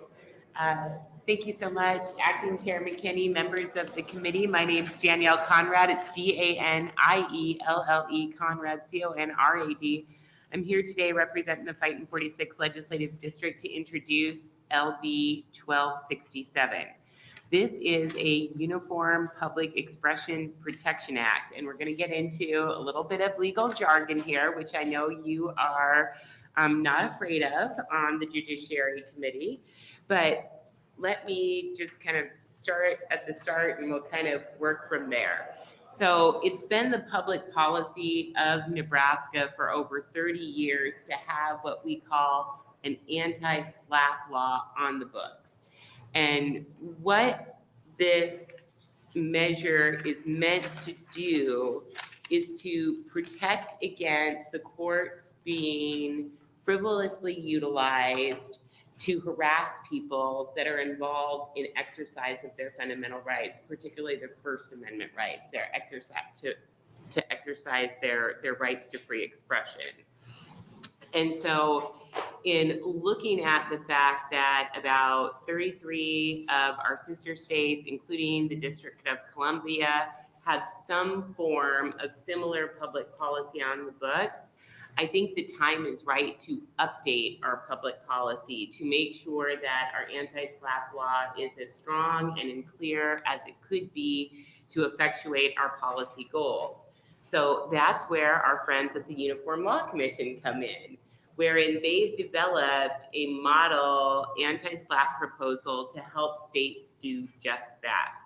So again, this measure and the existing statutes that this measure would update are designed to prevent abusive litigation against people who are engaged in peaceful free expression and exercising of their rights. A SLAPP law, a strategic lawsuit against public participation, usually is filed in the realm of defamation, invasion of privacy, nuisance, or some other type of claim. But the real purpose of those lawsuits is to chill speech and intimidate a defendant and engage in abusive discovery practices, which cause a lot of headache and heartache for everyday people who are trying to engage in free speech, then find themselves the subject of a lawsuit and have to decide whether or not to abandon their speech or to hire a lawyer to defend against usually a very well-funded opposition that's using this abusive tactic to try and chill their speech and filch their speech and shut them down.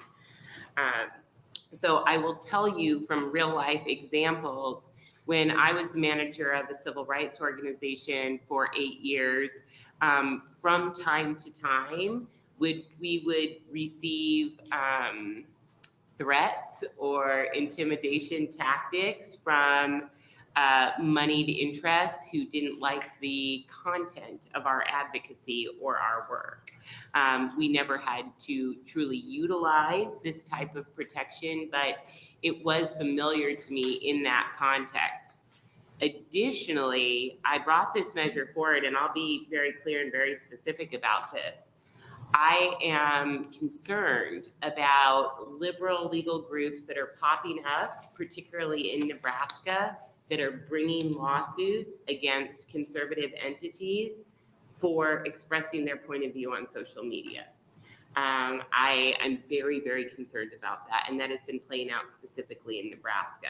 So I think the time is right to update our public policy to ensure that those, regardless of where they fall on the political spectrum, are not hauled into court or harassed when they're involved in what should be the most highly protected form of speech, and that's political speech. So I know that some of the Uniform Law Commissioners are here today to help kind of walk us through the technicalities of this. But again, I just want to draw your attention to the fact that there's a $0 fiscal note on this.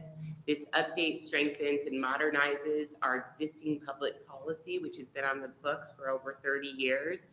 And my contention is if we're going to have a strong anti-SLAPP law to protect political expression, which I think we should have one that works. And this provides a better framework that's been well vetted by our sister states and the Uniform Law Commission. So happy to answer any questions. I'll be here for closing. I also know that I'm between you and a weekend with about 4 more bills, so I'm going to try and be as judicious as possible. Thank you. Are there any Yes. questions from the committee? Senator Decay? Thank you. Quick one, just, Yes. I don't understand everything about, Sure. like you were talking about social media stuff. Yeah. But that also applied to open air, like from a podium. I didn't hear the first part, Senator. I got the I social said- media and then I sorry, lost you. I got it. Sorry, I just couldn't hear. I said, you talked about expressing your view on social Yeah. media stuff, so would that apply to open air, like from a podium or? Yeah, I think so. Yeah, exactly. I think that the anti-SLAPP laws are meant to protect free expression in whatever format that might be, in whatever venue that might be. So yeah, absolutely. If somebody is engaged in peaceful free expression in any forum, I don't think that they should be hauled into court or harassed. Whether that's online, the modern online public square, or the quintessential public square. Thank you. Yeah, great question. Thank you. Are there any other questions? I have one. Yeah. I was reading through the online comments and I saw Okay. there was some concerns about the exemption of public employees. Mhm. Why is that? And why do you think it's good? Yeah, I think that we those same concerns have been brought forward to our office, so we'll be willing to work with the different parties to see if we need to clarify that with an amendment or otherwise. But I think overall, we want to ensure protection primarily for everyday citizens who are involved in the course of their politically protected expression and activities. Of course, government actors have other defenses and protections available to them that everyday citizens do not. So if it's a matter of harmonizing the Uniform Act with the existing act or a point of contention that we need to sort through to move this forward, I'm of course always willing to talk to all of the stakeholders in that regard.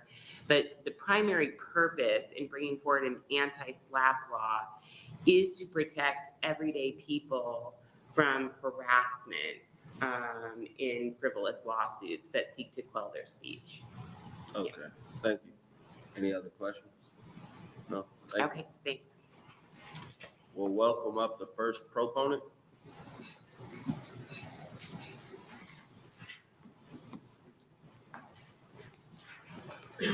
Thank you. Senator, members of the committee. My name is Steve Wilborn, SteveWillborn. I'm a law professor at Nebraska and a commissioner on the Nebraska Uniform Law Commission. The other Nebraska commissioners, all appointed by governors over the years in order of seniority, are Arlen Beam, Joanne Pepperell, Harvey Perlman, Larry Ruth, Jim O'Connor, Marsha McClurg, and Don Swanson.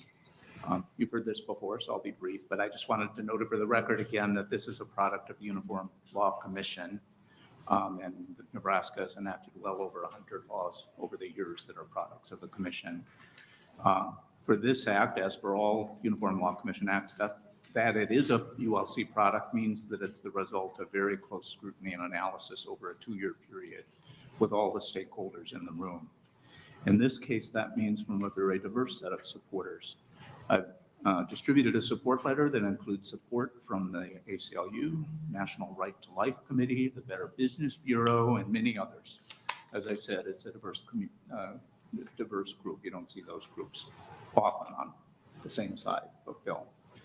We have experts here to talk with you about the details of the act. As you know, I'm a labor lawyer. But I just want to say a thing about this. This is one of 2 general types of acts the ULC uses. You moved one type to final read this week, LB 94, dealing with commercial law rules for dealing with digital currency and non-fungible tokens and other digital assets. That type of app addresses new and emerging issues that require attention. As the senator indicated, this is a different kind of app. For this app, most states, including Nebraska, already have anti-SLAPP acts, but most of them could be better, including ours. This type of ULC product takes a current set of laws and tries to improve them to make them more effective and also more uniform across the country. So thank you for your consideration of LB 1267. Thank you. Are there any questions from the committee? No? Thank you.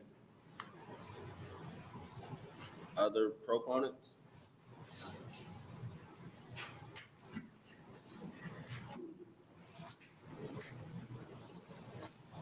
Good afternoon, senators and members of the committee.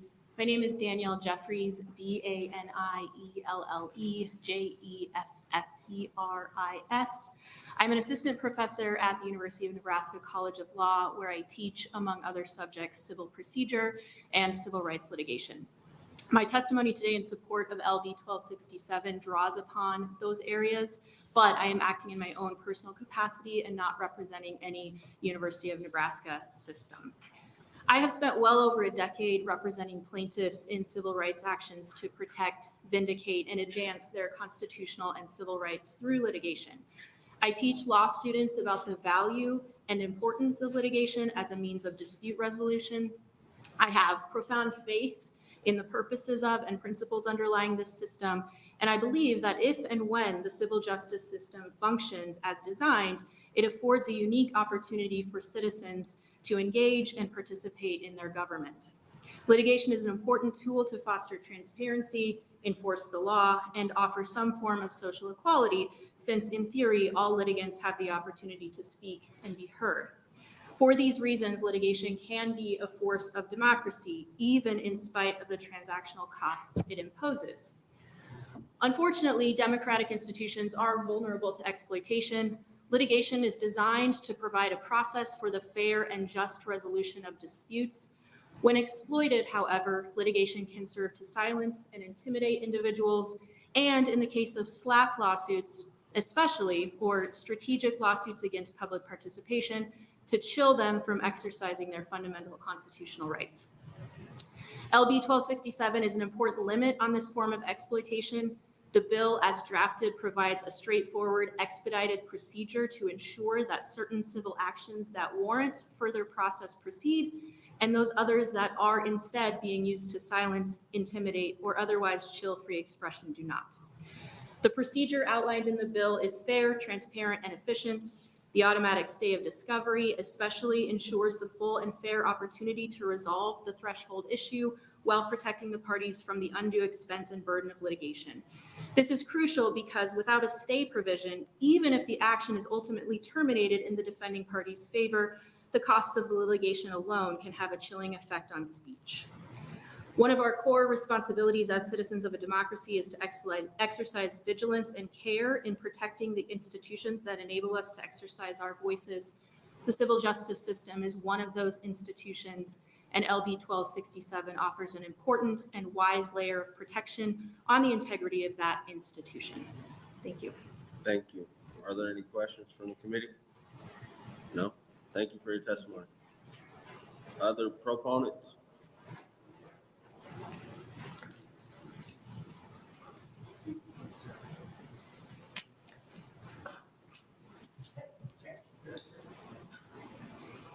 Good afternoon. My name is Brandon Johnson, BRANDONJOHNSON.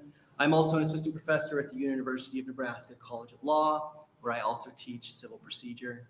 I am testifying in my individual capacity today and not as a representative of the university or the College of Law. In recent years, the rise of online communication platforms has given individuals unprecedented power to express their opinions and engage in public discourse. However, this newfound freedom has also led to an increase in defamation lawsuits, which are sometimes used as a tool to stifle free speech rather than to protect one's reputation. To counter the rise of these intimidation suits, many jurisdictions have recently introduced new anti-SLAPP legislation aimed at swiftly dismissing unsupported defamation claims or strategic lawsuits against public participation. While Nebraska has a prior anti-SLAPP law on the books, LB 1267 increases First Amendment protections above and beyond those provided by Nebraska's current anti-SLAPP law. It does so in part by creating a procedural option for early dismissal with prejudice if a plaintiff cannot satisfy the minimal requirement of demonstrating a prima facie case that does not tread on vital free speech protections. Dismissal with prejudice is a necessary component of an effective anti-SLAPP bill. SLAPP suits are, by definition, lawsuits aimed to silence members of the public. It is the threat of a lengthy and expensive legal process that has this chilling effect, not necessarily a potentially hollow threat that the critic might actually be found liable. These lawsuits are not primarily designed to seek redress for genuine harm, but rather to burden defendants with the cost and stress of litigation, discouraging them from engaging in protected speech. And because it is the fear of the costly and protracted litigation process imposed by SLAPP suits that have a chilling effect on speech, that chilling effect will be most pronounced when directed at under-resourced individuals or organizations for whom defending against a lawsuit could be ruinous. Local news sources, for example, with continually shrinking budgets. As another example, SLAPP suits are disproportionately burdensome on advocacy groups for the poor and marginalized, who are attempting to bring public awareness to issues affecting their communities, regardless of viewpoint.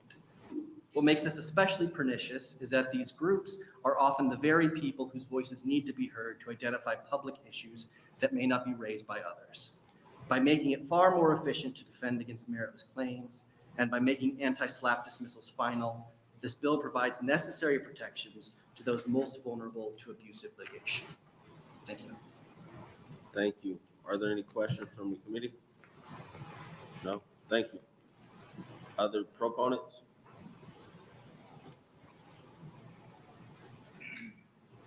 Good afternoon, Vice Chair McKinney and members of the committee. My name is Spike Eichholt, S-P-I-K-E. Last name is spelled E-I-C-K-H-O-L-T. I'm appearing as a registered lobbyist on behalf of the ACLU of Nebraska. And we went in support of LP 1267, and we thank Senator Conrad for introducing the bill. You've got my testimony, and both in the introduction, Senator Conrad went over some of the main points, and the last two testifiers also, actually the last three testifiers also mentioned some of the same points, so I'm not going to mention those. But if you look at the bill, it's all new language, and it might seem at first glance to be a pretty consequential, significant law change. But if you look on page 6 of the bill, section 16, you'll see that this bill actually outright repeals some other statutes. And unfortunately, because those aren't amended, but they're actually just repealed and replaced, you don't have those in front of you. But as Senator Conrad indicated, we already do have a process, or at least an anti-SLAPP series of laws already on the books that have been on the books for about 30 years. What this bill does is it adopts a uniform act that other states are either considering or have adopted. And really, I think what it does, from my comparison by looking at the current law and the new bill, is it provides a much cleaner, quicker, easier way for a person who is sued by someone who wants to silence them to nip that lawsuit in the bud and then get out of it. The process that we have right now sort of has a way that you can raise it as a counterclaim or a motion for summary judgment. But what 1267 does, it actually creates a special motion to dismiss procedure that is sort of accelerated at the trial court level. The judge has to hear it within 60 days, the judge has to rule it within 60 days, and that decision could be appealed itself prior to discovery, prior to depositions, prior to interrogatories, prior to other hearings that really will drive up the cost and silence someone who is trying to be silenced. And I think maybe further answer Senator DeKay's question, what this is meant to do is to protect someone to speak the truth. If I say something here at a committee on the record and someone watching doesn't like it, they may sue me with defamation. I have an absolute defense. What I said is true, or it was my opinion, whatever. This law would protect me by allowing me to sort of accelerate my defense so I don't have to be litigated, if you will, for a number of years at my own cost. I'll answer any questions, but we would encourage the committee to advance the bill. Thank you. Are there any questions? No? Thank you. Other proponents?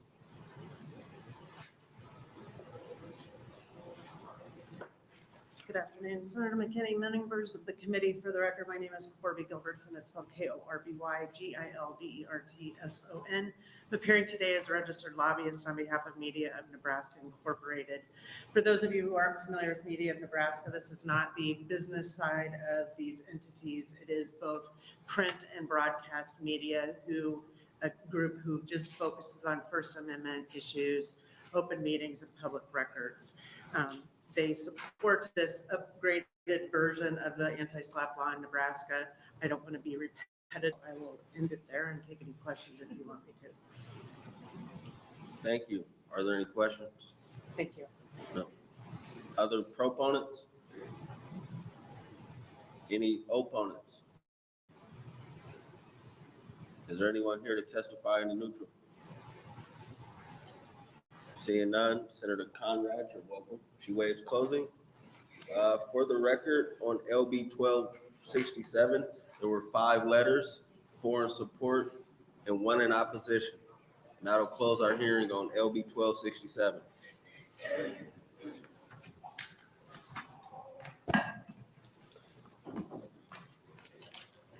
You only get one today. All right, with that, You have only I get hit my one. limit?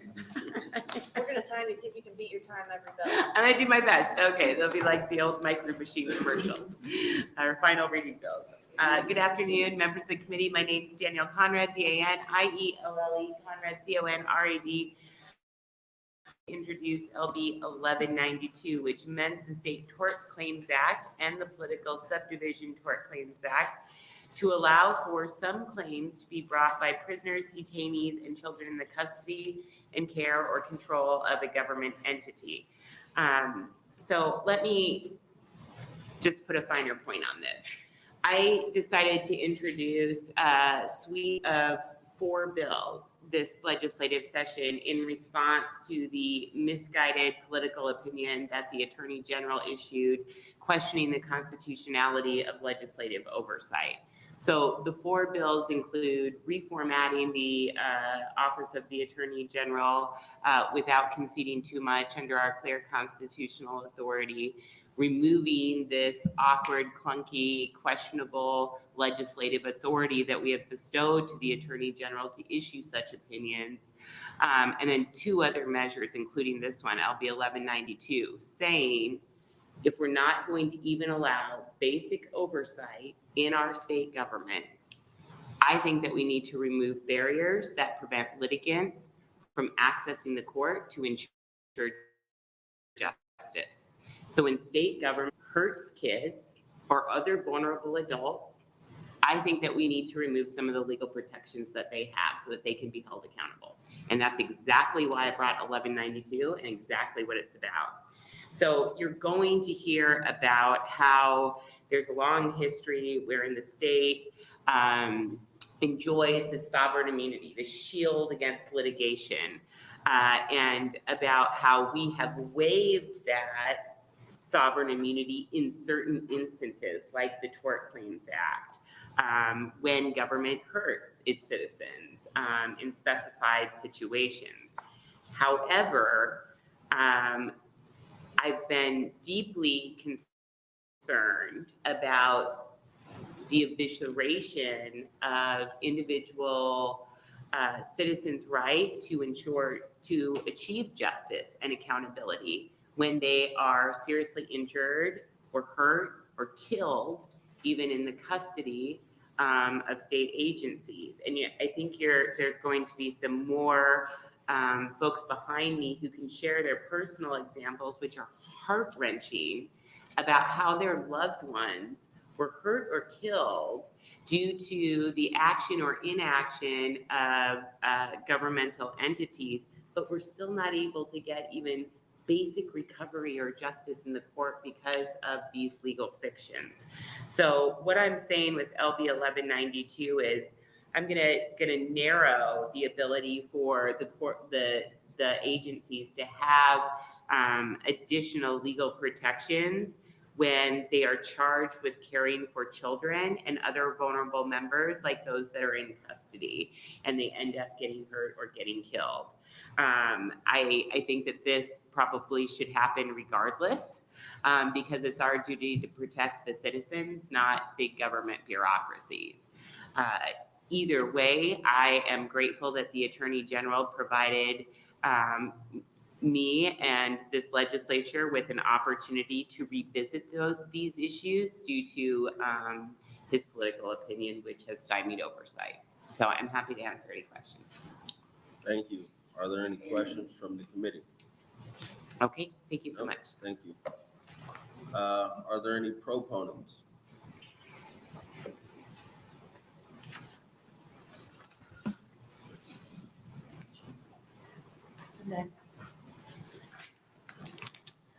Hello, Vice Chairman McKinney and members of the Judiciary Committee. My name is Lori Woods, LOREEWOODS. I'm here today urging the support for LB 1192. Many of you have seen me many times. I just keep coming back until we can get some justice here. I'm representing my daughter on behalf of her special needs, Taylor Woods.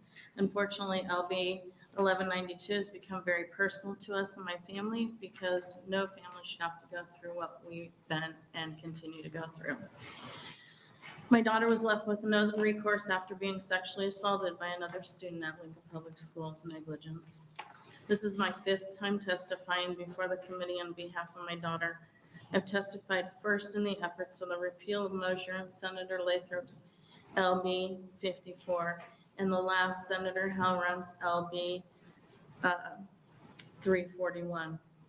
I'll be sharing the story of how LPS allowed my special needs daughter to be sexually assaulted during the most formative time of her life, and how instead of Taylor being able to get any recourse, LPS was void of any liability by the Supreme Court interpretation of the legislature and having granted immunity to school districts when their negligent causes students to be sexually assaulted, whether it be a teacher, student, or an employee. Not only was Taylor a victim of sexual assault, it is my belief that Taylor was the first victim of Mosher's decision.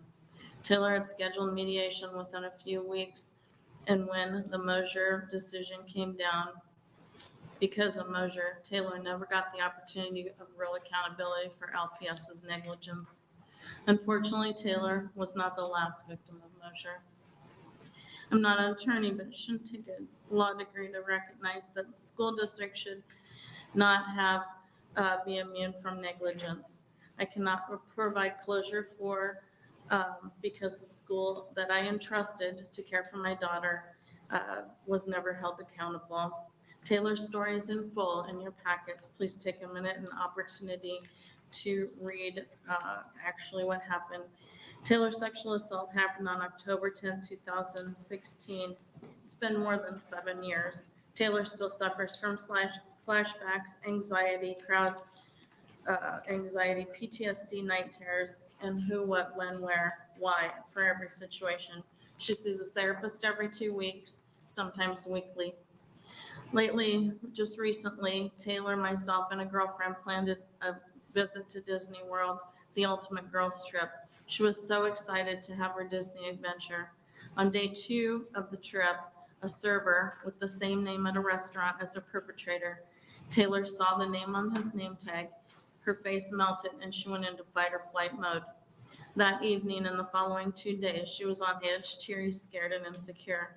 As a mother, I wanted nothing more than to be able to Ms. live her Woods. Disney fantasy. Sorry. Sorry to cut you off. Yeah, no, it's fine. Can you, I'll give you 30 seconds to conclude. That's fine.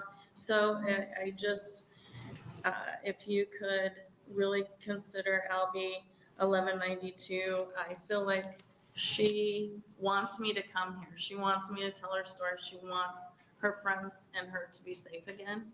And she really wants to come to the floor and see green votes. And she said, just Mom, go and see so I can get green votes and I can keep my friends and me safe.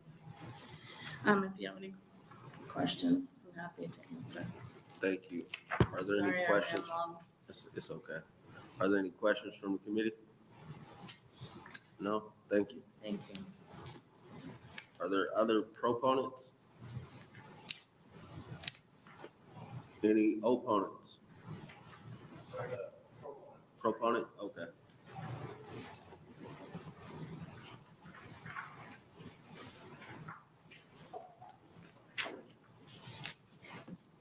Apologize for that. Good afternoon, Vice Chair McKinney and members of the Judiciary Committee. My name is Dylan Severino, DYLAN SEVERINO. I'm here on behalf of the ACLU of Nebraska, and I'm here in support of LB 1192. The ACLU fights to protect the Constitution's guarantee that individuals who are incarcerated or detained retain basic rights, including, among others, the right to access courts. Nebraskans who are under the complete control of the government, detainees, prisoners, children in custody, in other words, the protected class of this bill, and who experience grave harm while in such custody, deserve justice. By narrowing the intentional tort exception to waive sovereign immunity in instances in which a child or a person in the care, custody, or control of the government or state agency suffers serious bodily injury or death, LB 1192 increases access to justice for some of the most vulnerable in the state, including children whose care is entrusted not to their parents, but to the government. The ACLU of Nebraska thanks Senator Conrad for introducing LB 1192, and we urge the committee to advance this legislation to the floor. Thank you, and I'm happy to answer any questions. Thank you. Are there any questions? No? Thank you. Is there any other proponents? Any opponents?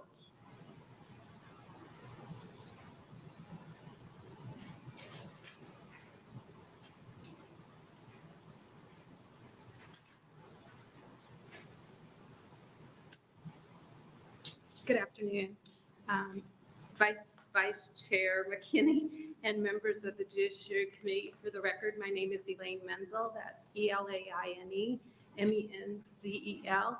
I'm appearing here today on behalf of the Nebraska Association of County Officials.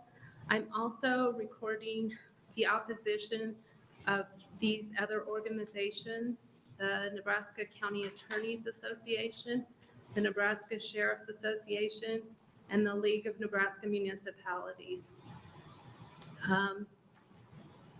The correspondence that's being passed out to you does go through some of the history that Senator Conrad did acknowledge related to sovereign immunity. I'm not going to focus on a great deal of it, but there is a portion that I'd like to read to you with respect to a court case. Well, I'll take you back in terms, it was 1969 that the State Tort Claims Act and the Political Tort Claims Act were adopted by the legislature, and that was the result of an interim study the prior year, and they adopted it with framework of the Federal Tort Claims Act as well as the Iowa statutes pertaining to the Tort Claims Act. In the first court case that appears to have been decided after the adoption of those acts that talked about the intentional tort exemption, the court stated in part, "We conclude that governmental immunity should be and is a defense to these types of action. We are influenced by the fact that this is the proper public policy to be adopted because of the enactment in 1969 by the legislature," etc., because I have those comments in the correspondence. And then I guess, as has been stated in the statement of intent, there's a couple of court cases that relate to bringing this legislation forward.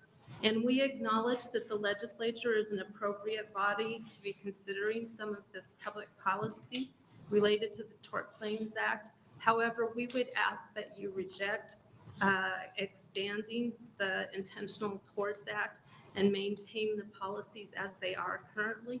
In fact, the language is essentially the same as it was when it was adopted in 1969, with the exception of one modification. We encourage you to oppose LB 1192 by voting to indefinitely postpone it. And thank you for your consideration of these comments. If you have any questions, I'll attempt to answer them. But I will also notify you that there are other individuals appearing behind me that may have some more in-depth detail about the application of these types of cases. Thank you. Is there any questions? from the committee? I have one. I was reading through this.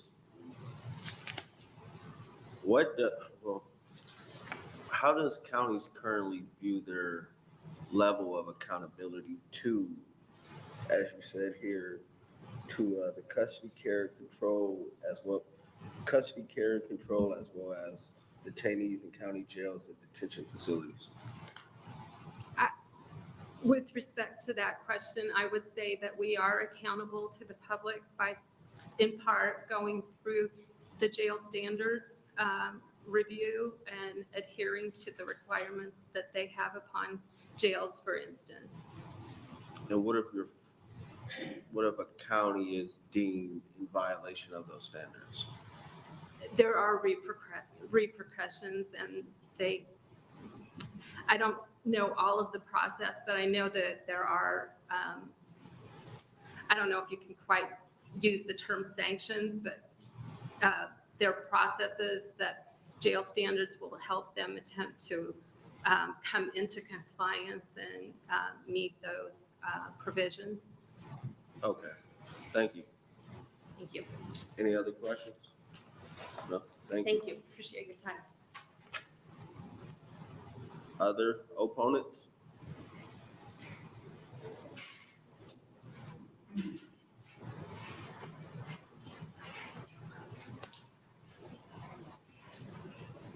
Good afternoon. My name is Chuck Wilbrand, CHUCKWIL, D as in boy, RAND as in dog. I'm a partner with the Knudsen Law Firm here in Lincoln, and I'm here on behalf of the Nebraska Association of School Boards and ALECAP. Throughout my practice, I represent school districts across the state. LB 1192 begins the dissolution of sovereign immunity. You heard earlier about what sovereign immunity is. And under the current law, if a school district would be immune for any claim arising out of an intentional tort.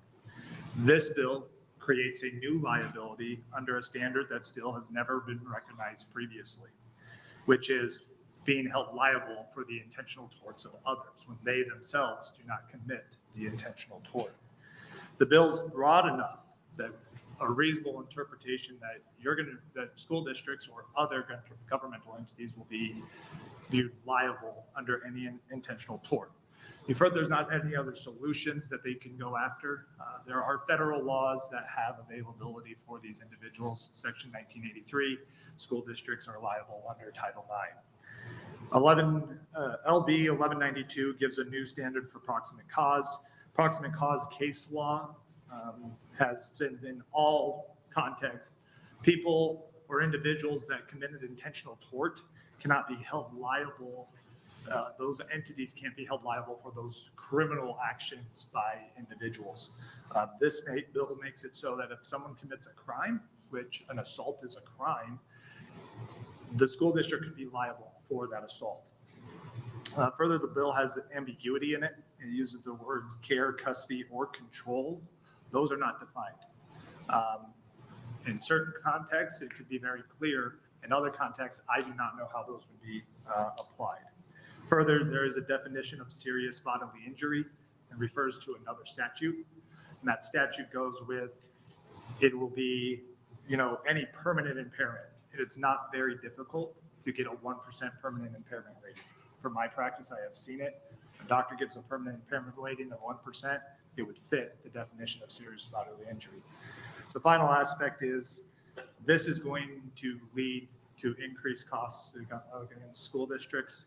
It will open the floodgates for more intentional tort lawsuits to be brought, which will then increase the cost for insurance, or just if it gets passed on with there's no being insurance coverage for the school district or the governmental entity to bear that burden in the increased. The fiscal note attached said, yeah, it's going to cost increase costs, but it was too indefinite to determine what the impact would be. With that, I ask that the Judiciary Committee not advance the bill, and I'm happy to answer any questions that you may have.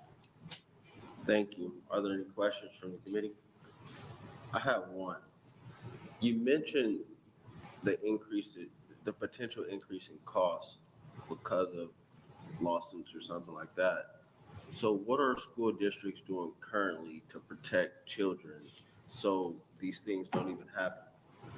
Sure. So ALICAP, which through the NASD provides school safety training throughout the state.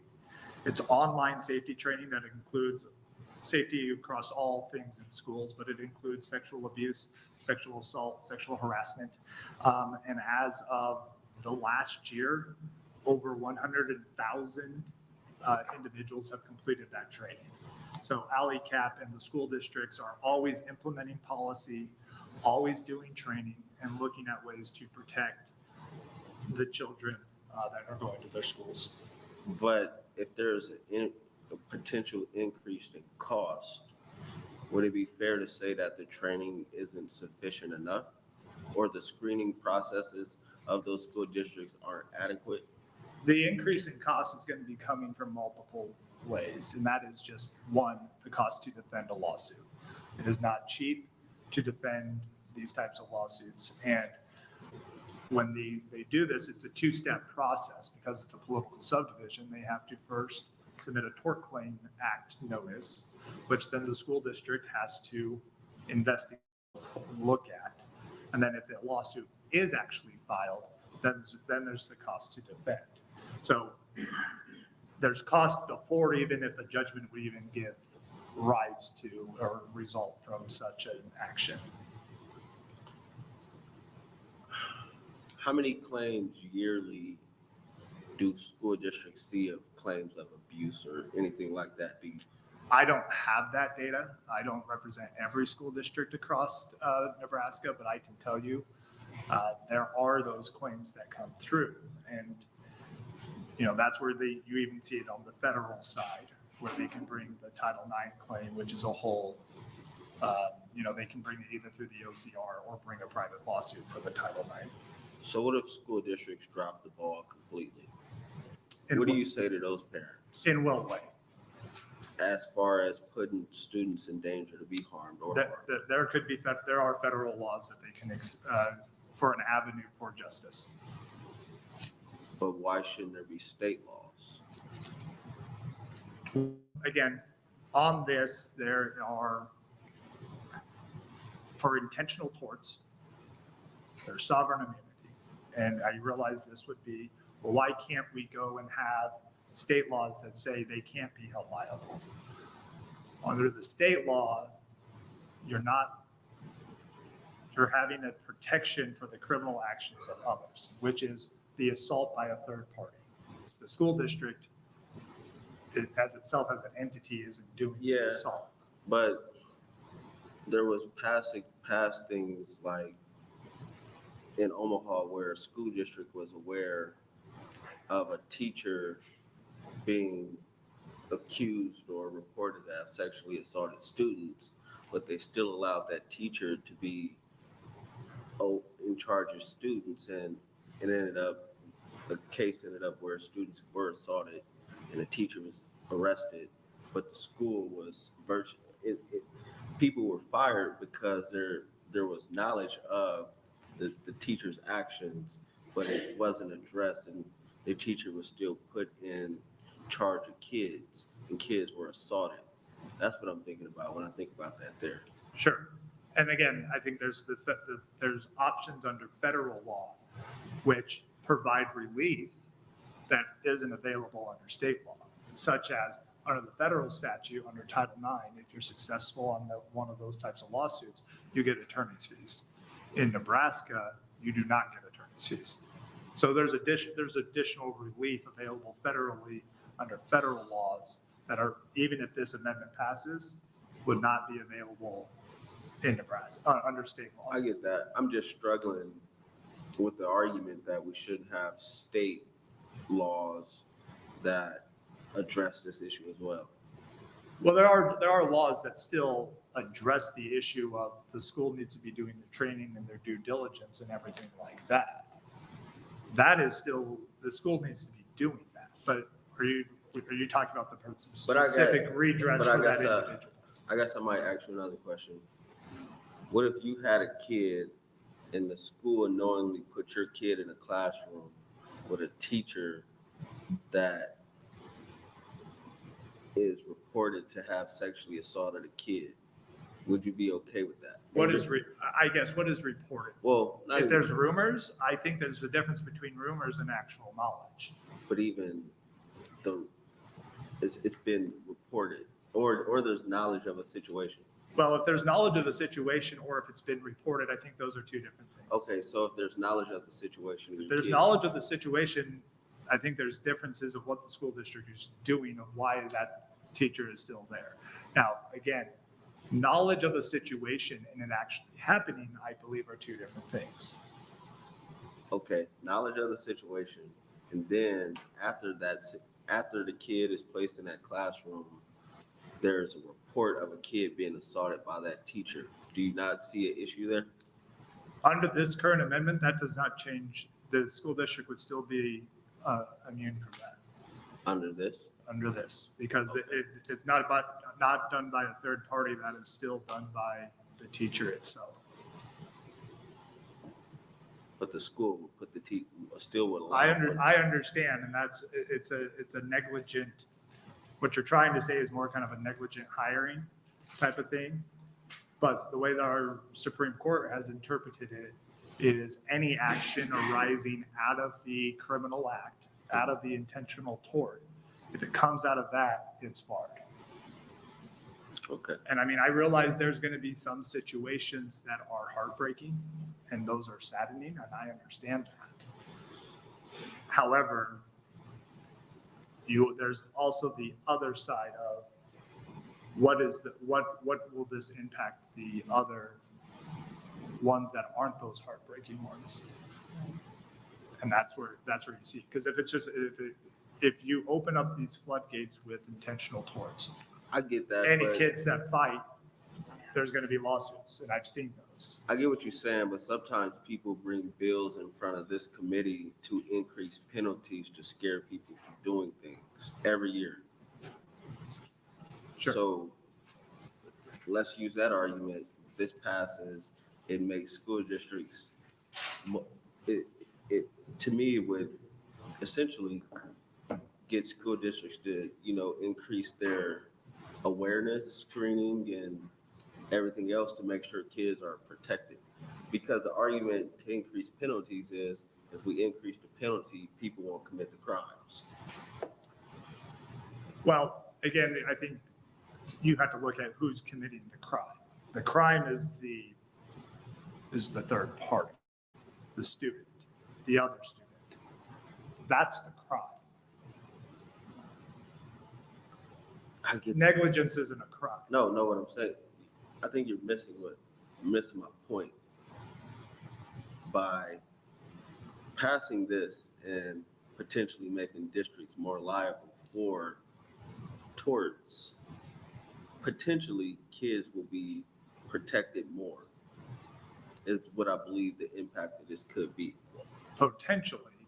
But what I'm saying is, it's not like it's a wild idea, because every year there's bills that come before this committee that says, let's increase this penalty so people won't be robbed or stores won't Sure, be you're using it vandalized. as a punitive. If there's a punitive effect to it, then they won't say they can do it. Right. Sure. But I think school districts they're going through the training. It's not like they're turning a complete blind eye to this. There are trainings that ALICAP is going out there and educating the school districts and training teachers, supervisors, and everything on that. But a lot of laws are introduced and passed for the 1%. That one person that decides to mess up, or that one school district that decides to turn a blind eye. That's all I'm saying. But I get what you're saying. Sure. But there's two sides to it as well. I understand that. Yep. Thank you. Any other questions? No. Thank you. Thank you. Other opponents?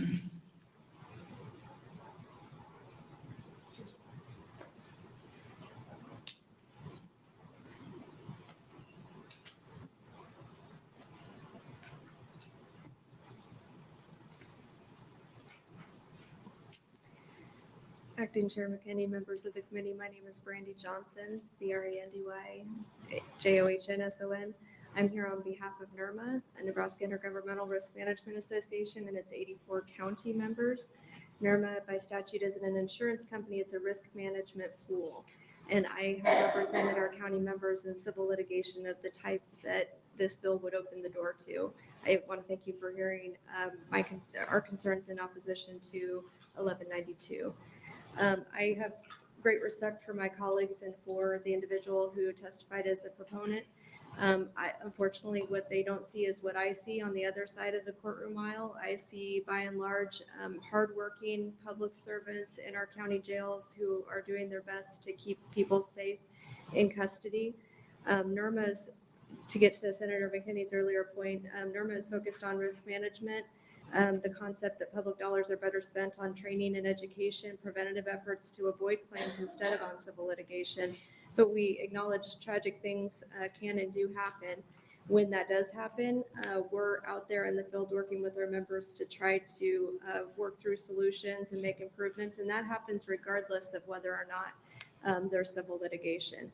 I want to emphasize in these intentional tort cases, the perpetrators are often acting secretly and or spontaneously, and that makes these criminal incidents very difficult to predict and prevent. And that's true in custodial settings just like it is in any other setting. So our current intentional torts immunity exemption is a balance that's been in place. It's longstanding, and it's meant to give some measure of protection to the tax base from runaway litigation while still giving victims the ability to sue under federal civil rights laws. And those are the blind eye cases that were discussed earlier. I want to elaborate a little bit on the burden of proof between those two different types of cases. Negligence cases under state law involve a lot of uncertainty. The Supreme Court has described it as those cases as unwieldy, being easy for plaintiffs to exaggerate and difficult to defend because they involve judges second guessing what might have been reasonable to do to prevent a crime. And different judges are going to see that differently, and it's a whole lot easier to come up with how an assault might have been prevented when you know exactly how the assailant carried out the crime. And that's why folks use the expression hindsight is 20/20. Those are the types of cases that negligence claims involve. Whereas in federal claims, the standard, it isn't an insurmountable standard. It's more blameworthy than negligence, yet less blameworthy than purposely causing or knowingly bringing about a substantial risk of serious harm. So that is a different, more appropriate standard where the impact of these cases would be essentially a moving target. So with that, I see that my time is up. I want to respect that. I'm happy to answer any questions the committee may have. Thank you. Are there any questions from the committee? No, thank you. Are there other opponents?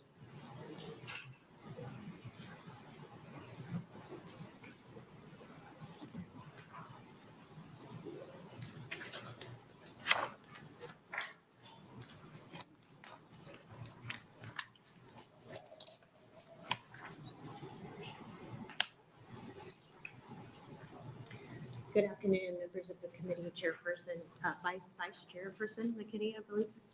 Jennifer Huxall, JENNIFERHUXOLL. I am the Civil Litigation Bureau Chief with the Attorney General's Office, and I'm testifying in opposition to LB 1192.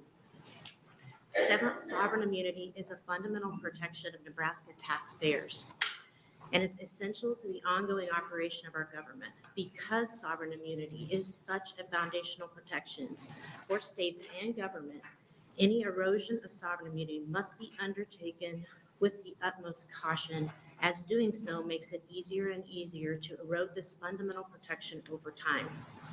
LB 1192 is not necessary because remedies are already available. And I understand your question earlier, Senator McKinney, about those being federal remedies. They are available in state courts.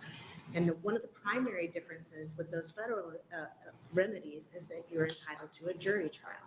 And as Chuck testified earlier, you also are entitled to attorney's fees. So the remedies are actually somewhat greater. The trade-off for that, though, is that you have to meet a higher burden, and the burden is higher than negligence. negligence for the burden is essentially, give me 1 minute here. There's a fundamental tension that exists in our facilities, our state facilities, as it relates to youth and inmates in particular engaging in assaultive behavior. On the one hand, we're having very important discussions about the amount of time these individuals might be spending alone in their rooms or in their cells. On the other hand, many of these individuals come to our facilities with a history of violence and assaultive behavior. This bill will increase the likelihood of damages against the state, against the taxpayer, for assaultive behavior by those individuals. Do you see the fundamental tension there? When they come to us in our state facilities, whether this is a youth rehabilitation treatment center or whether it's in our state facility or prisons, they come to us with us having essentially knowledge already that they may have engaged in assaultive behaviors. The negligence standard requires us to reconcile that difference, because the standard for negligence is, do you know or should you have known this person might engage in assaultive behavior? And if you did, then did you act reasonably to protect the person that they assaulted? Do you see the nuance there, the tension between those two concepts? Because the standard for negligence is so very low. As Ms. Johnson testified, its hindsight is 20/20. Can you look at the situation and say, could you have done something differently? Should you have known? Did you act appropriately? Why didn't you intervene sooner? Those are all negligence questions. What the question is for the 1983 is, did the state official were they deliberately indifferent? Did they look at the situation and look the other way, walk away, disregard without having any care for the individual who was injured? And ultimately, the person who should be responsible is the person who caused the injury. That is the tortfeasor here in this scenario, or the assaulter, who would be subject to penalties, as responding to your questions, Senator McKinney. So I see I'm out of time. That was a lot of words. I was trying to cram into a very short time. I'm happy to answer any questions. Thank you. Are there any questions from the committee? I have a couple. You mentioned the potential increase for damages as being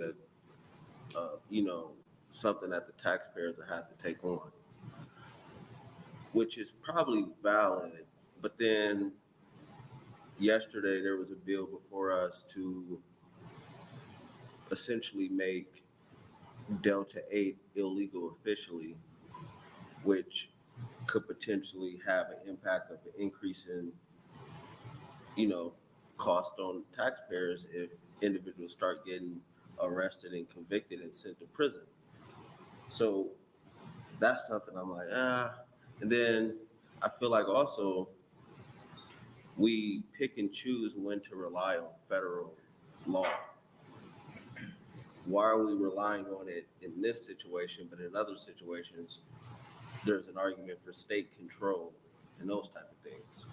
That's an interesting observation. And I think the reason we pick and choose is because first, a state begins with sovereign immunity. It's inherent. We have it, and then we make decisions as the legislature whether to waive, in certain circumstances, our immunity so that we can be sued and might be responsible for damages. So you start with that right, that you then as a legislature make decisions about when to give it up, when to let go of the purse strings, and so to speak, to potentially create claims for damages. Okay, so that's your negligence standard. 1983 is a federal law that's in existence, which I believe if the state legislature wanted to, we could enact state law saying that we're going to claim our right to sovereign immunity. We haven't. As far as I know, that is still, we litigate those cases every day. 1983 remedies are still available. So those are available under federal law. You can bring them in state or in federal court. You're entitled to a jury. If you win and you demonstrate that there was deliberate indifference by a state official, then you get attorney's fees and you get damages. And those damages come back to you at the legislature in the form of the appropriations bill for the claims bill. You've seen them before. When you authorized payment for a settlement, likely by my office, where we litigated a case and we either lost or we were held liable, or we settled the case and paid the claim. So that's kind of how the process works. The main difference is really the burden, is what you have to prove before the state taxpayer pays for these, what are essentially criminal acts of third parties. And they're horrible. I do not mean to minimize that. I won't minimize that. These are terrible things that happen to people. The question is, should that person be responsible for it, or should our taxpayers be responsible for paying for the damages? So that's kind of how it all comes full circle. And along the road, at each step of the way, we're making decisions where we're managing that tension. In our state prisons, for example, we have many, many people, different backgrounds, different issues, different traumas that have brought them to us. We're managing that. We're trying to come up with programming considerations. Many of them come to us with a history of assaultive behavior. How do we manage that? And if we're under a negligence standard, if the standard is negligence, which we know or should have known that that person might be assaulting someone down the road, how do we manage that in a prison setting? It's very difficult. I mean, one way we could manage that is to ensure that we let the ombudsmen in and inspector generals, but also to make sure the people we hire are up to the standard and living up to the standard, and not potentially putting one inmate in a cell with another. So, I mean, How do you make that call though, Senator McKinney, about who houses with who? When you look at the totality of the population, and this is a really great discussion, and I would love to have it with you. Because I think that both sides of this issue have valid points, and our goal is always to try to find the best path through it, and to come up with a system that works well for our population, for our inmates, for our children that are in YRTCs. And hiring the best people is always a priority. Training them is always a priority, and making sure that we do the best that we can to provide for education and training and rehabilitation in our facilities. It's a tall order. It's a tall order. In an overcrowding problem for so long. So at what point does the state take on responsibility to make sure we're not in an overcrowding situation, or not even overcrowding, making sure we hire enough people so people aren't put in those compromised situations? I think, yes, there's sovereign immunity, but practically speaking, there's responsibility, in my opinion, and probably not the Attorney General's, to make sure that the state is doing its job.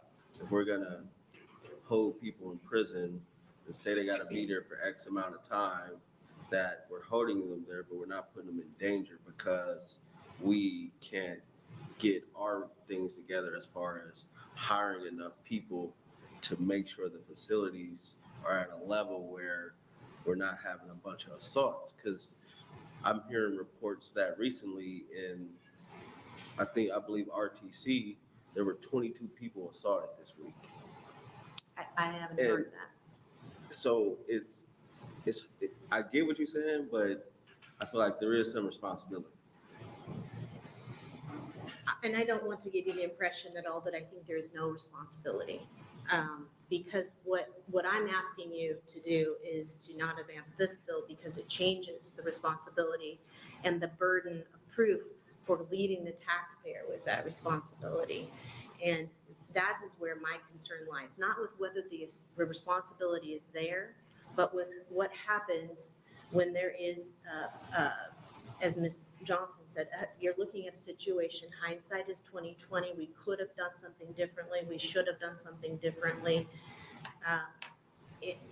And applying that standard in our facilities is going to make it very difficult for us to carry out programming decisions. But the taxpayer argument is hard for me when, let's use NSP for example, the state deferred $60 million in maintenance and didn't improve the conditions of the facility, which essentially put people in danger and in conditions that was argued that they were unlivable. So the state decided to build a $350 million prison, which is paid for by the taxpayers.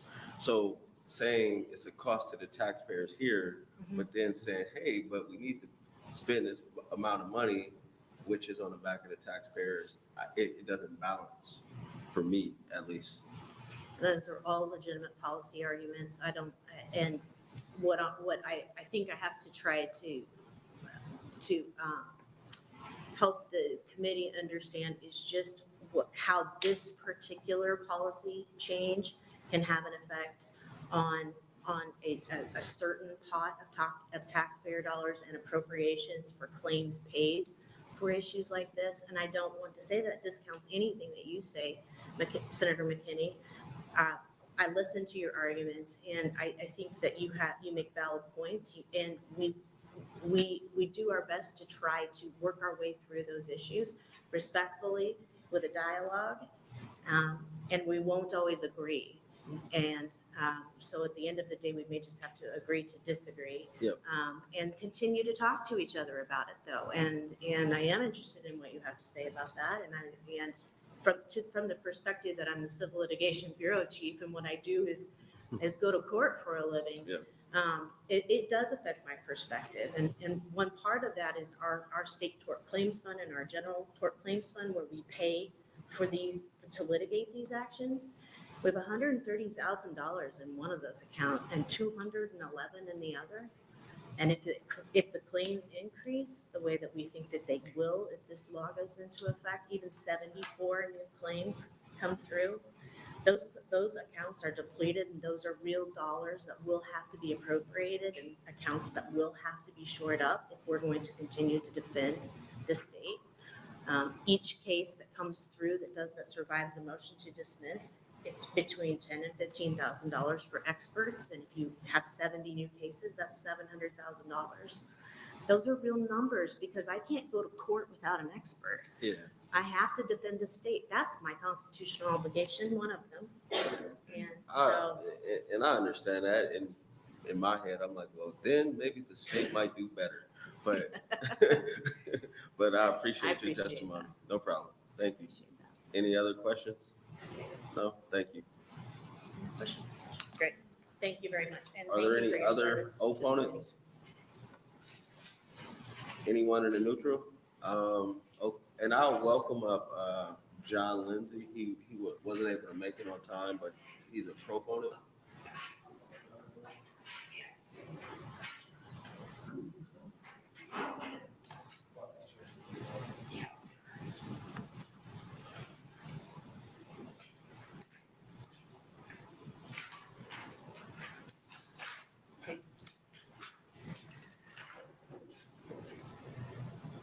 Thank you, Senator McKinney, members of the committee. I apologize for my tardiness. My wheelchair's in the shop. Yes, wheelchairs do go in the shop. And I can't walk as fast as I can ride. But I apologize, and I appreciate your flexibility in allowing me to go on the record. My name is John Lindsay, Lindsay, appearing on behalf of the Nebraska Association of Trial Attorneys in support of LB 1192. The Nebraska Association of Trial Attorneys has as its core principles protection of citizens' rights to jury trial under the 7th Amendment to the Constitution and Article 1, Section 6 of the Nebraska State Constitution. And also under the Nebraska State Constitution, the right of citizens to have access to the courts and to have a remedy for harms done. We are here in support of Senator Conrad's bill, and regardless if there's questions about tweaking the language, Senator Conrad has identified an issue that is a significant issue that was sparked by the decision of the Supreme Court in State versus Moser. Really quickly, the facts are pretty straightforward. 2 inmates placed in the same cell. There was knowledge, or should have been knowledge, that both inmates had anger problems. Both inmates had histories of violence. They were put in, basically, they said, if you put me in there with him, I'm gonna kill him. They put the inmates together. One inmate strangled the other inmate, resulting in his death. A lawsuit was filed not based on the intentional tort. It was based on the negligence of the correction system in training, supervising, et cetera. Because that's a mistake that Senator McKinney kind of raised the issue. That's a mistake that shouldn't happen. When you have those backgrounds and you are, as our state corrections officials are, very well educated and experienced in the art of corrections or the science of corrections, that kind of thing shouldn't happen. More importantly is the school side of things. Make no mistake about it, but under State versus Moser, as decided by our Supreme Court, unless changed by this legislature, if you send your child to school and the child gets molested, it doesn't matter if the school district did a background check or if it came back that this teacher is on the sex offender registry. You have no recourse against anyone except perhaps the person who molested your child and is now in prison making 35 cents an hour. You will be stuck, your citizens will be stuck with the costs of therapy or whatever else may be necessary. Thank you. Again, thank you for your flexibility in allowing me to get on the record. So No problem. Thank you. Is there any questions from the committee? Seeing none, thank you. And we'll welcome back up Senator Conrad. For the record, there was 2 letters, and those 2 letters were in support of LB 1192. Thank you so much, Acting Chair McKinney. Thank you so much to the testifiers who came forward to share perspectives on all sides of this important issue. And thanks to the committee for your ongoing attention and consideration late into almost Friday evening after a long week and a busy day. I actually wasn't going to close, but I decided to after listening to some of the testimony that was provided by opponents. There's no doubt that I think people who work in public service have hard jobs and for the most part are doing the best that they can with the resources they have, whether that's the work in corrections or work in child welfare or work in the schools. Training is a good thing. I'm glad that they're always striving to proactively prevent tragedies from happening. But sometimes all of the best prevention fails. And sometimes governments act negligently and people get hurt. Little kids get hurt. Vulnerable people get hurt. That we have taken their liberty from them and that they have no ability to fend for themselves because of their incarceration, right? And the law and the case law has developed to a point of ridiculousness where we provide more protection when government commits wrongdoing than we do for private business. And I would contend that, again, our goal as a legislature is to reset the balance and to tip the balance actually in favor of everyday citizens that are hurt. Our job is not to protect government or government bureaucracies. Our job is to ensure if little kids get hurt or vulnerable people get hurt, that they at least have an opportunity for some redress in our civil justice system. And I think what you saw on display today is a concept that is well known. Power concedes nothing. And it's from the government, lawyers, and lobbyists who showed up to oppose this measure, and they have every right to. They have every right to petition their government and share their perspective. But it's just too bad if a school acts negligently and hires somebody who has a history of hurting kids who hurts a kid. It's just too bad. No one should have any sort of accountability there. I disagree with that. And I think that their arguments in regards to taxpayer protection fall short. There are a host of different mechanisms in place that already provide protections. There's caps, there's modified statute of limitations. Most of these governmental entities are insured. And in fact, when there is a cost to be borne to ensure accountability and justice, perhaps the taxpayers coming together are in the best position to bear that risk. But I brought this measure because, A, I think that we need to reset the state of the law as it stands today in general, but I specifically brought this measure forward because the Attorney General has prevented our ability to have even basic oversight of our state's most troubled institutions, to get eyes and ears on what's happening to our most vulnerable people. And that's not good enough.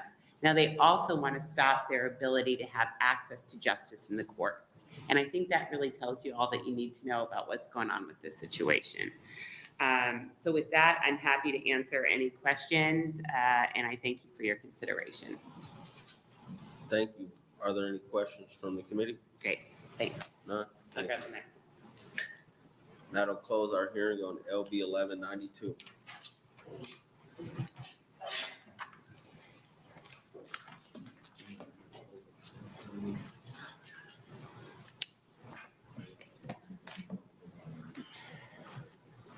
Thank you, members of the committee. Thank you, Acting Chair McKinney. My name is Danielle Conrad. It's DANIELLE Conrad, CONRAD. I'm here today to introduce LB 1292. This measure is actually, again, as I mentioned in the last bill, part of a 4-bill package that I introduced in the 2024 legislative session in response to the Attorney General's misguided weaponization of his opinion, that authority that has been legislatively granted that has ended legislative oversight for the first time in 54 years. And so in response to the current state of the law that we find ourselves in, I have a measure before government to remove that legislative grant of authority. I have 2 measures before this committee, the bill that we just heard, and 1292, to remove legal fictions and legal barriers to Nebraskans who are harmed by governmental entities. And I additionally have a rewrite of the Attorney General's or the Inspector General's Act that's pending before the Executive Committee as well, without conceding too much to that misguided political opinion. So what LB 1292 would do would be that it would change the Administrative Procedures Act and provide that a person who seeks to determine the validity of any rule or regulation may in fact petition for a declaratory judgment in the District Court of Lancaster County. In a declaratory judgment, the court may declare that a rule or regulation is invalid if the rules or regs violate constitutional provisions or exceed statutory authority of the agency, or was adopted outside of compliance with the APA. So in order to bring a petition, a plaintiff must have standing or the legal ability to bring a claim. LB 1292 would provide a statutory standing to the following individuals: any Nebraska taxpayer and any persons whose legal rights or privileges have been interfered with or threatened by the rule or regulation. If you look at the case of Griffith versus Nebraska Department of Correctional Services, the Nebraska Supreme Court interpreted Section 84-911 to allow for standing only to individuals who can show an injury in fact as a result of any challenged rule or regulation, and removed the ability for everyday taxpayers to challenge their government's decisions in terms of what they were doing with their money and in their name. I think this measure is important and intended to broaden the existing law so that the category of persons who have standing to seek relief under the Administrative Procedures Act includes everyday Nebraska taxpayers. I urge your favorable consideration and I'm happy to answer questions. I will stick around. Or Senator Holt. All right, thank you. Any questions? Senator I Holcroft? do, and this is my ignorance That's- for law, but why the district court in Lancaster?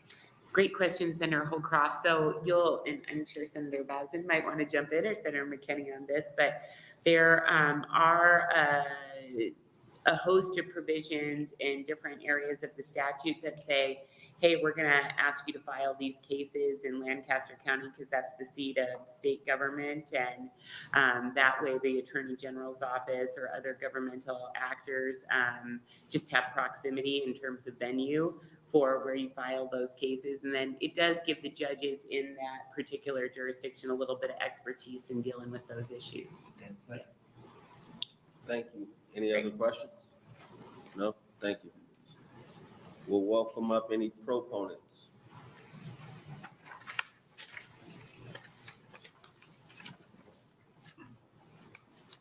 Good afternoon, members. My name is Spike, Vice Chair McKinney, and members of the committee. My name is Spike Eichholt, S-P-I-K-E-E-I-C-K-H-O-L-T. I'm appearing on behalf of the ACLU of Nebraska as their registered lobbyist in support of LB 1292, and we want to thank Senator Conrad for introducing the bill. As Senator Conrad explained, this bill is one of the number of bills that she's got to provide a response, if you will, to what the Attorney General's opinion has done regarding oversight of various state agencies in Nebraska. We approach it from a slightly different point, and that is what this bill does is it sort of revives the notion of taxpayer standing that our Supreme Court really sort of muted or blunted, if you will, in 2019 in the Griffith case. If you bring a declaratory judgment, and in response to Senator Holcroft, I think Senator Conrad is right, the reason that we have those suits brought in District Court of Lancaster County is really a convenience for the state that's defending the claims. If you bring an act under the APA, you can't sue for money damages, you can't sue for, it's not like a tort or anything like that. What you're arguing is that this regulation or what this agency is doing either violates a constitutional right, my constitutional right, or it was done in such a way that the agency didn't have the authority to even make the regulation. They don't have the statutory authority. For instance, the DMV might develop some sort of regs that impact roadside haying or something like that. And the argument is that's not within the DMV's authority. Or when they adopted the regulation, they didn't follow the APA. There was no public hearing. They didn't show the public the proposed draft of the regs, so no one had an opportunity to be heard. Prior to 2019, a taxpayer could demonstrate they had to be paying taxes. They could bring standing and bring a claim. The theory is that the government is doing something wrong that's in violation of the Constitution or doing something that's extra legal or impermissible. Besides having the luxury of just paying for it, the voter or the actual taxpayer could actually bring a lawsuit to try to stop it, to address it, to ask the district court to declare that it's improper. That's a declaratory judgment. Our Supreme Court said that only a person who's directly impacted by the reg has standing. And in that case, it was an APA claim regarding those people on death row who don't even pay taxes. They were the only people who could bring the lawsuit that challenged, but the court didn't even decide necessarily it was an APA violation. They just ruled on the issue of standing. What this bill does is it does provide for an opportunity for the Nebraska taxpayers to have a check on government when government does something that's extra legal or in violation of the APA. And I'll answer any questions that you have. Thank you. Are there any questions from the committee? No? Thank you. Are there any other proponents? Are there any opponents?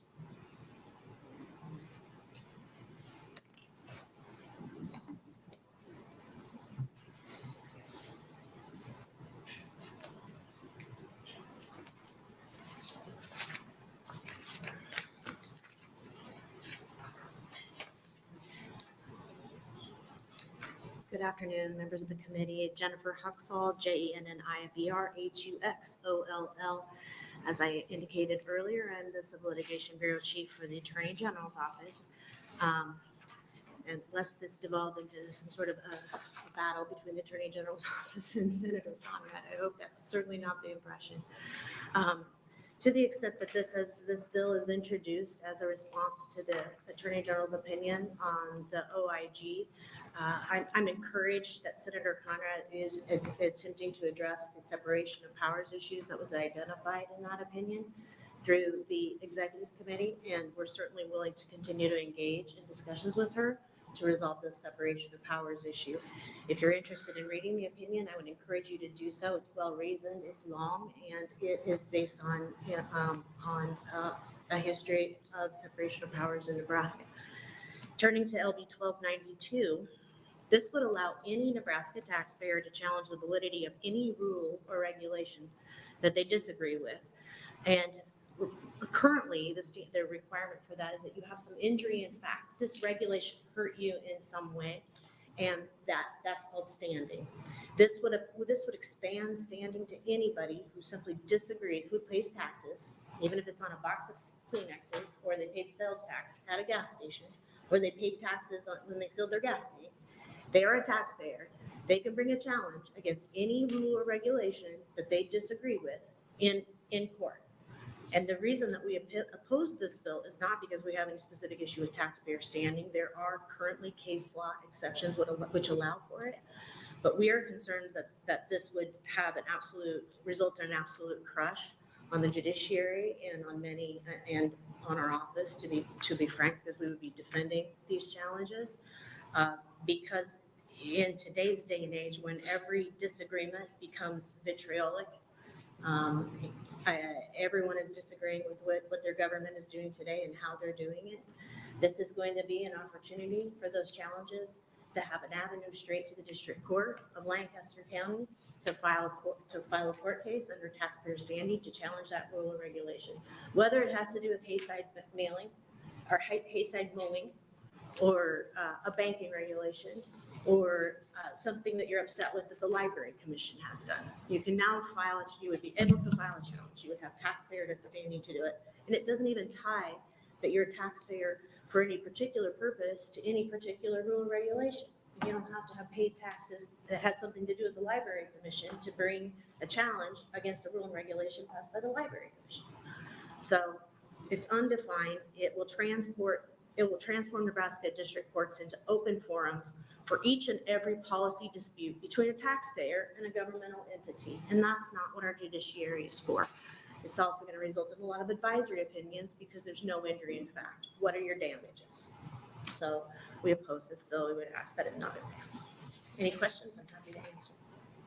All right, thank you. Are there any questions from the committee? No? Thank you. Thank you very much. Are there any other opponents? Is there anyone here testifying in neutral?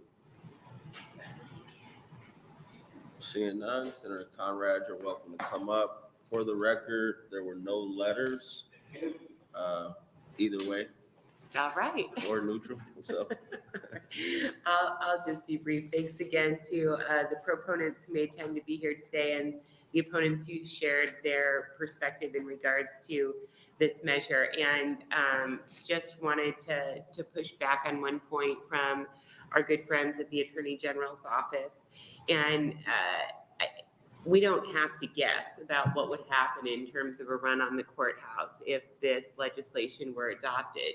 Because actually prior to the Griffith decision, we had a broader understanding and conception of exactly this, taxpayer state of Nebraska. And the courts were not overrun at every turn with every kind of frivolous case or decision. So I think the record speaks for itself pretty clearly there. And it's always good to kick the tires and figure out what might be the case in terms of unintended consequences as you're working through law school hypotheticals or whatever, but we don't need to guess here. We have actual experience which shows us otherwise, and those conjectures were not true in that context. So with that, I'm happy to answer more questions. Thank you. Are there any questions from the committee? No? All right. Last one, we made it. All right.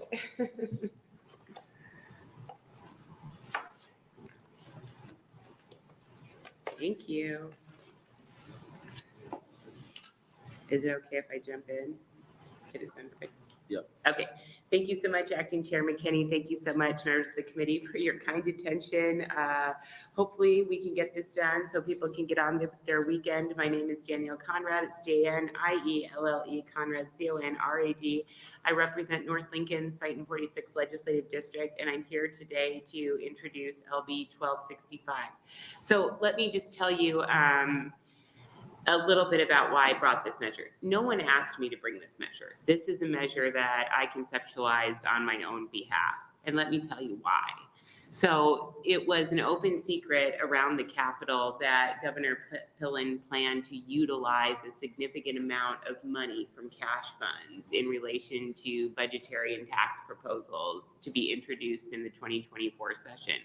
So without being privy to the specifics of that plan, I wanted to make sure to get protective legislation in place on some specific cash funds that I thought were very important to protect the fidelity and integrity of why those funds were created and in regards to what they were doing in our state or in our communities. And so this was an issue in an area that I was very familiar with from my past 8 years on the Appropriations Committee, and then working as a civil rights and a public interest attorney as well, and a longtime member of the Legal Aid Board.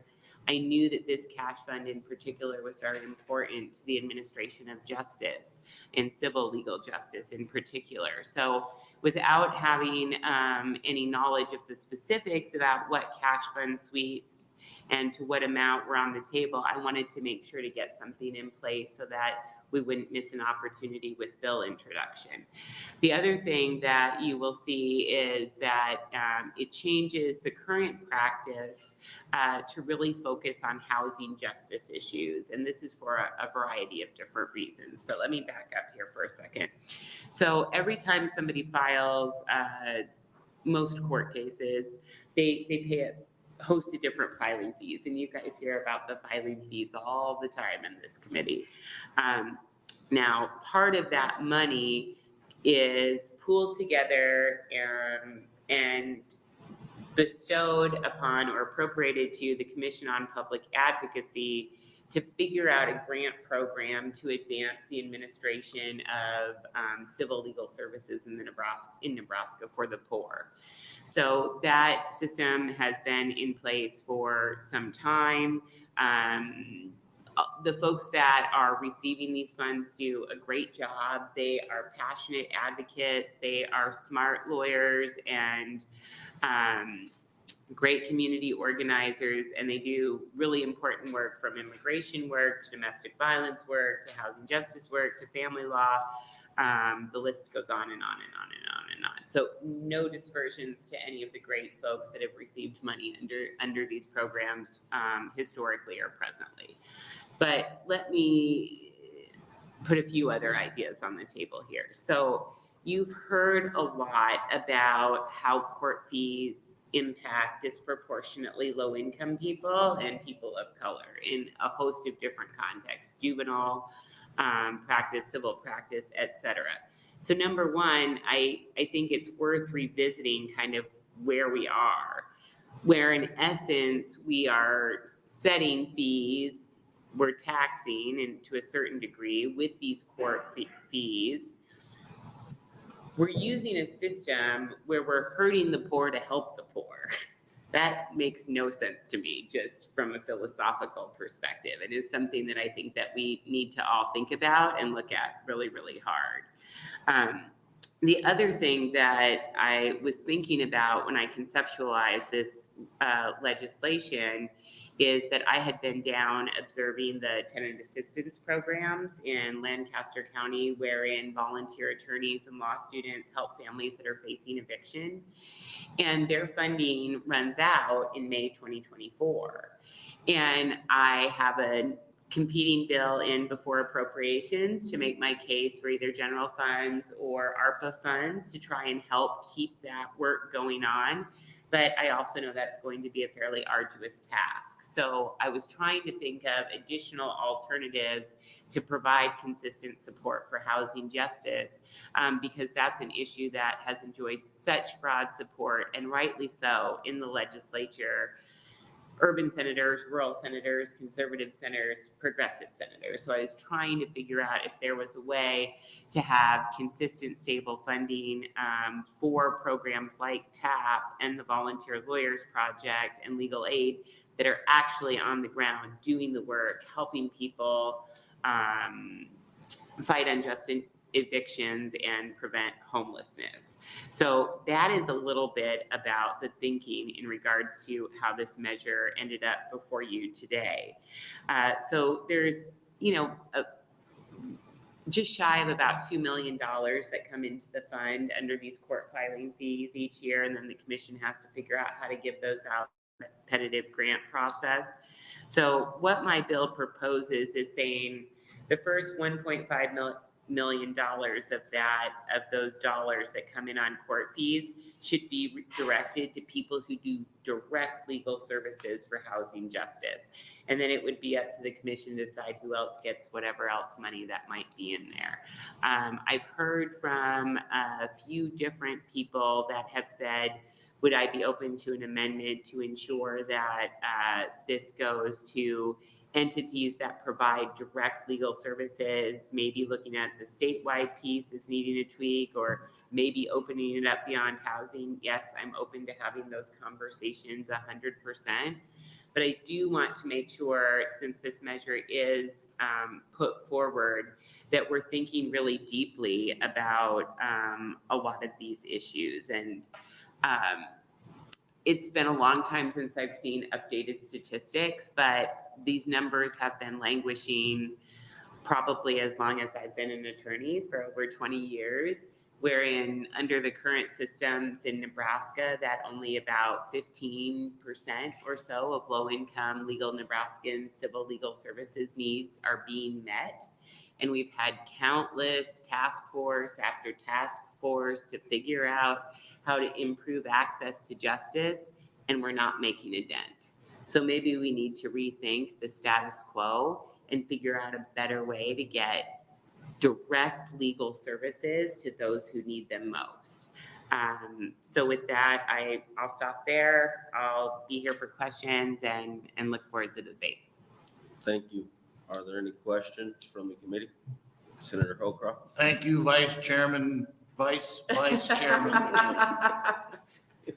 Okay, pardon my freshman senator question, but why is this not an appropriations committee bill, vice a judiciary committee bill? Well, that's a great question. I do not sit on the referencing committee, so I don't know what their deliberations entailed. I'm guessing it probably came your way because it touches upon the court fees issues that you see frequently, but that would just be conjecture, but my best guess. Okay. Good question, though. Thank you. Senator Boswell. Thank you, Vice Chair.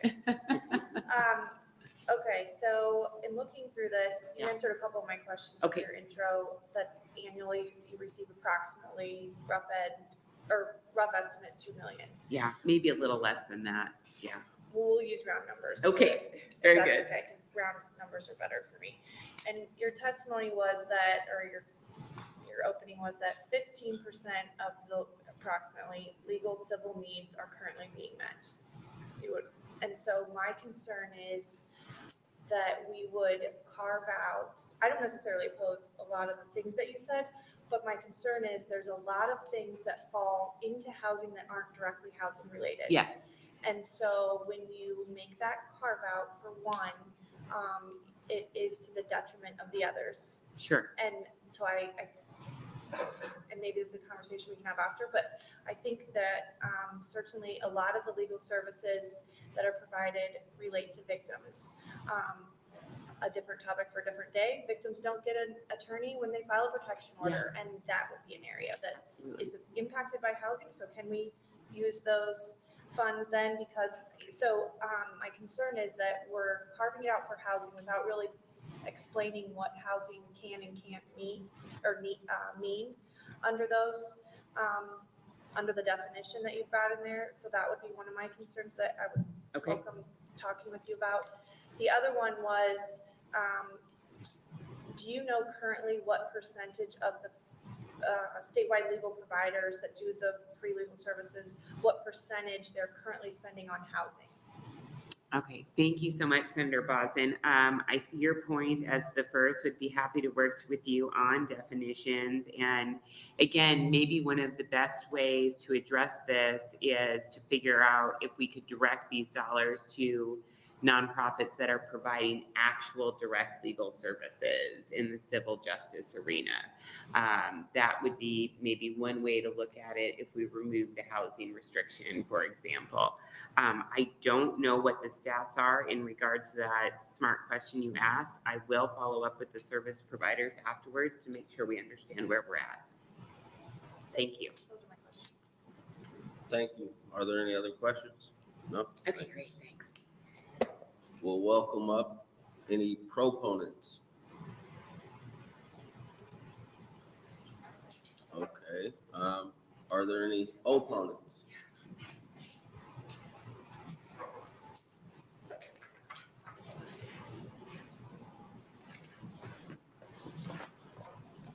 Good afternoon.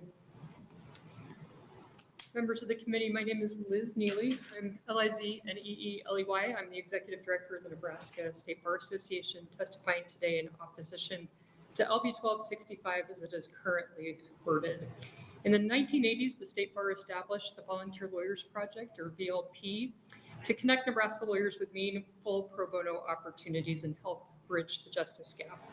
In 2023, hundreds of Nebraska lawyers collectively provided thousands of hours of pro bono representation, serving thousands of low-income Nebraskans, the majority of whom are facing eviction. VLP has been funded by the Legal Aid and Services Fund for decades and is extremely appreciative of their support. There are currently 12 organizations funded by the Legal Aid and Services Fund providing critical legal services to Nebraskans. Under our interpretation of the proposed bill, only 2 organizations would be eligible for $1.5 million in funding, and the remaining 10 would be eligible to split the remaining $200,000. VLP would presumably be one of the organizations eligible for 1.5, so you might ask yourself, why, when we have something to gain, we would be here in opposition to this bill. And first, we believe it's important that Nebraska has a strong network of civil legal providers that work collaboratively to serve Nebraska's most vulnerable populations. While our organization is proud to be a leader in providing legal representation for housing through the Tenant Assistance Project, Nebraska also needs civil justice programs that serve individuals facing domestic abuse, job loss, custody issues, and bankruptcy. These legal issues are often central to why evictions happen in the first place. Services addressing these problems are actually vital to keeping Nebraskans out of eviction proceedings. We need civil legal providers who are able to assist seniors, veterans, immigrants, children, and other populations as well. If LB 1245 is interpreted to mean that Legal Aid and Service Fund dollars must be spent on housing, then other programs administered by Legal Aid and VLP will suffer. Alternatively, if you must provide direct legal services to tenants to be eligible for funding, other civil legal providers will shift their focus away from other programs and start providing services for tenants at the expense of all other civil legal issues. Second, on the administrative side, funding comes from court filings, which fluctuate and have been on a significant downward trend over the past 10 years. It is entirely possible that there could be a year where we didn't raise 1.7 million in court filing fees, or even 1.5 million. We strongly support legal services for those facing eviction and the Legal Aid and Services Fund, but oppose LB 1265 as currently worded for the potential damage it could cause to the balance of critical services provided by Nebraska's network of civil legal providers. Her entire career, Senator Conrad has been a strong advocate for justice. We want to thank her for her leadership, for elevating the importance of legal representation in eviction proceedings and the importance of the Legal Aid and Services Cash Fund in helping to address our justice gap in Nebraska. I'd be happy to answer any questions. Thank you. Are there any questions from the committee? No? Thank you. Thank you. Are there any other opponents?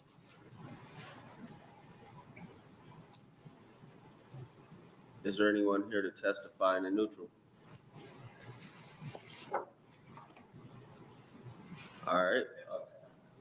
Too late. I know. Too late. Oh, I have another thing too.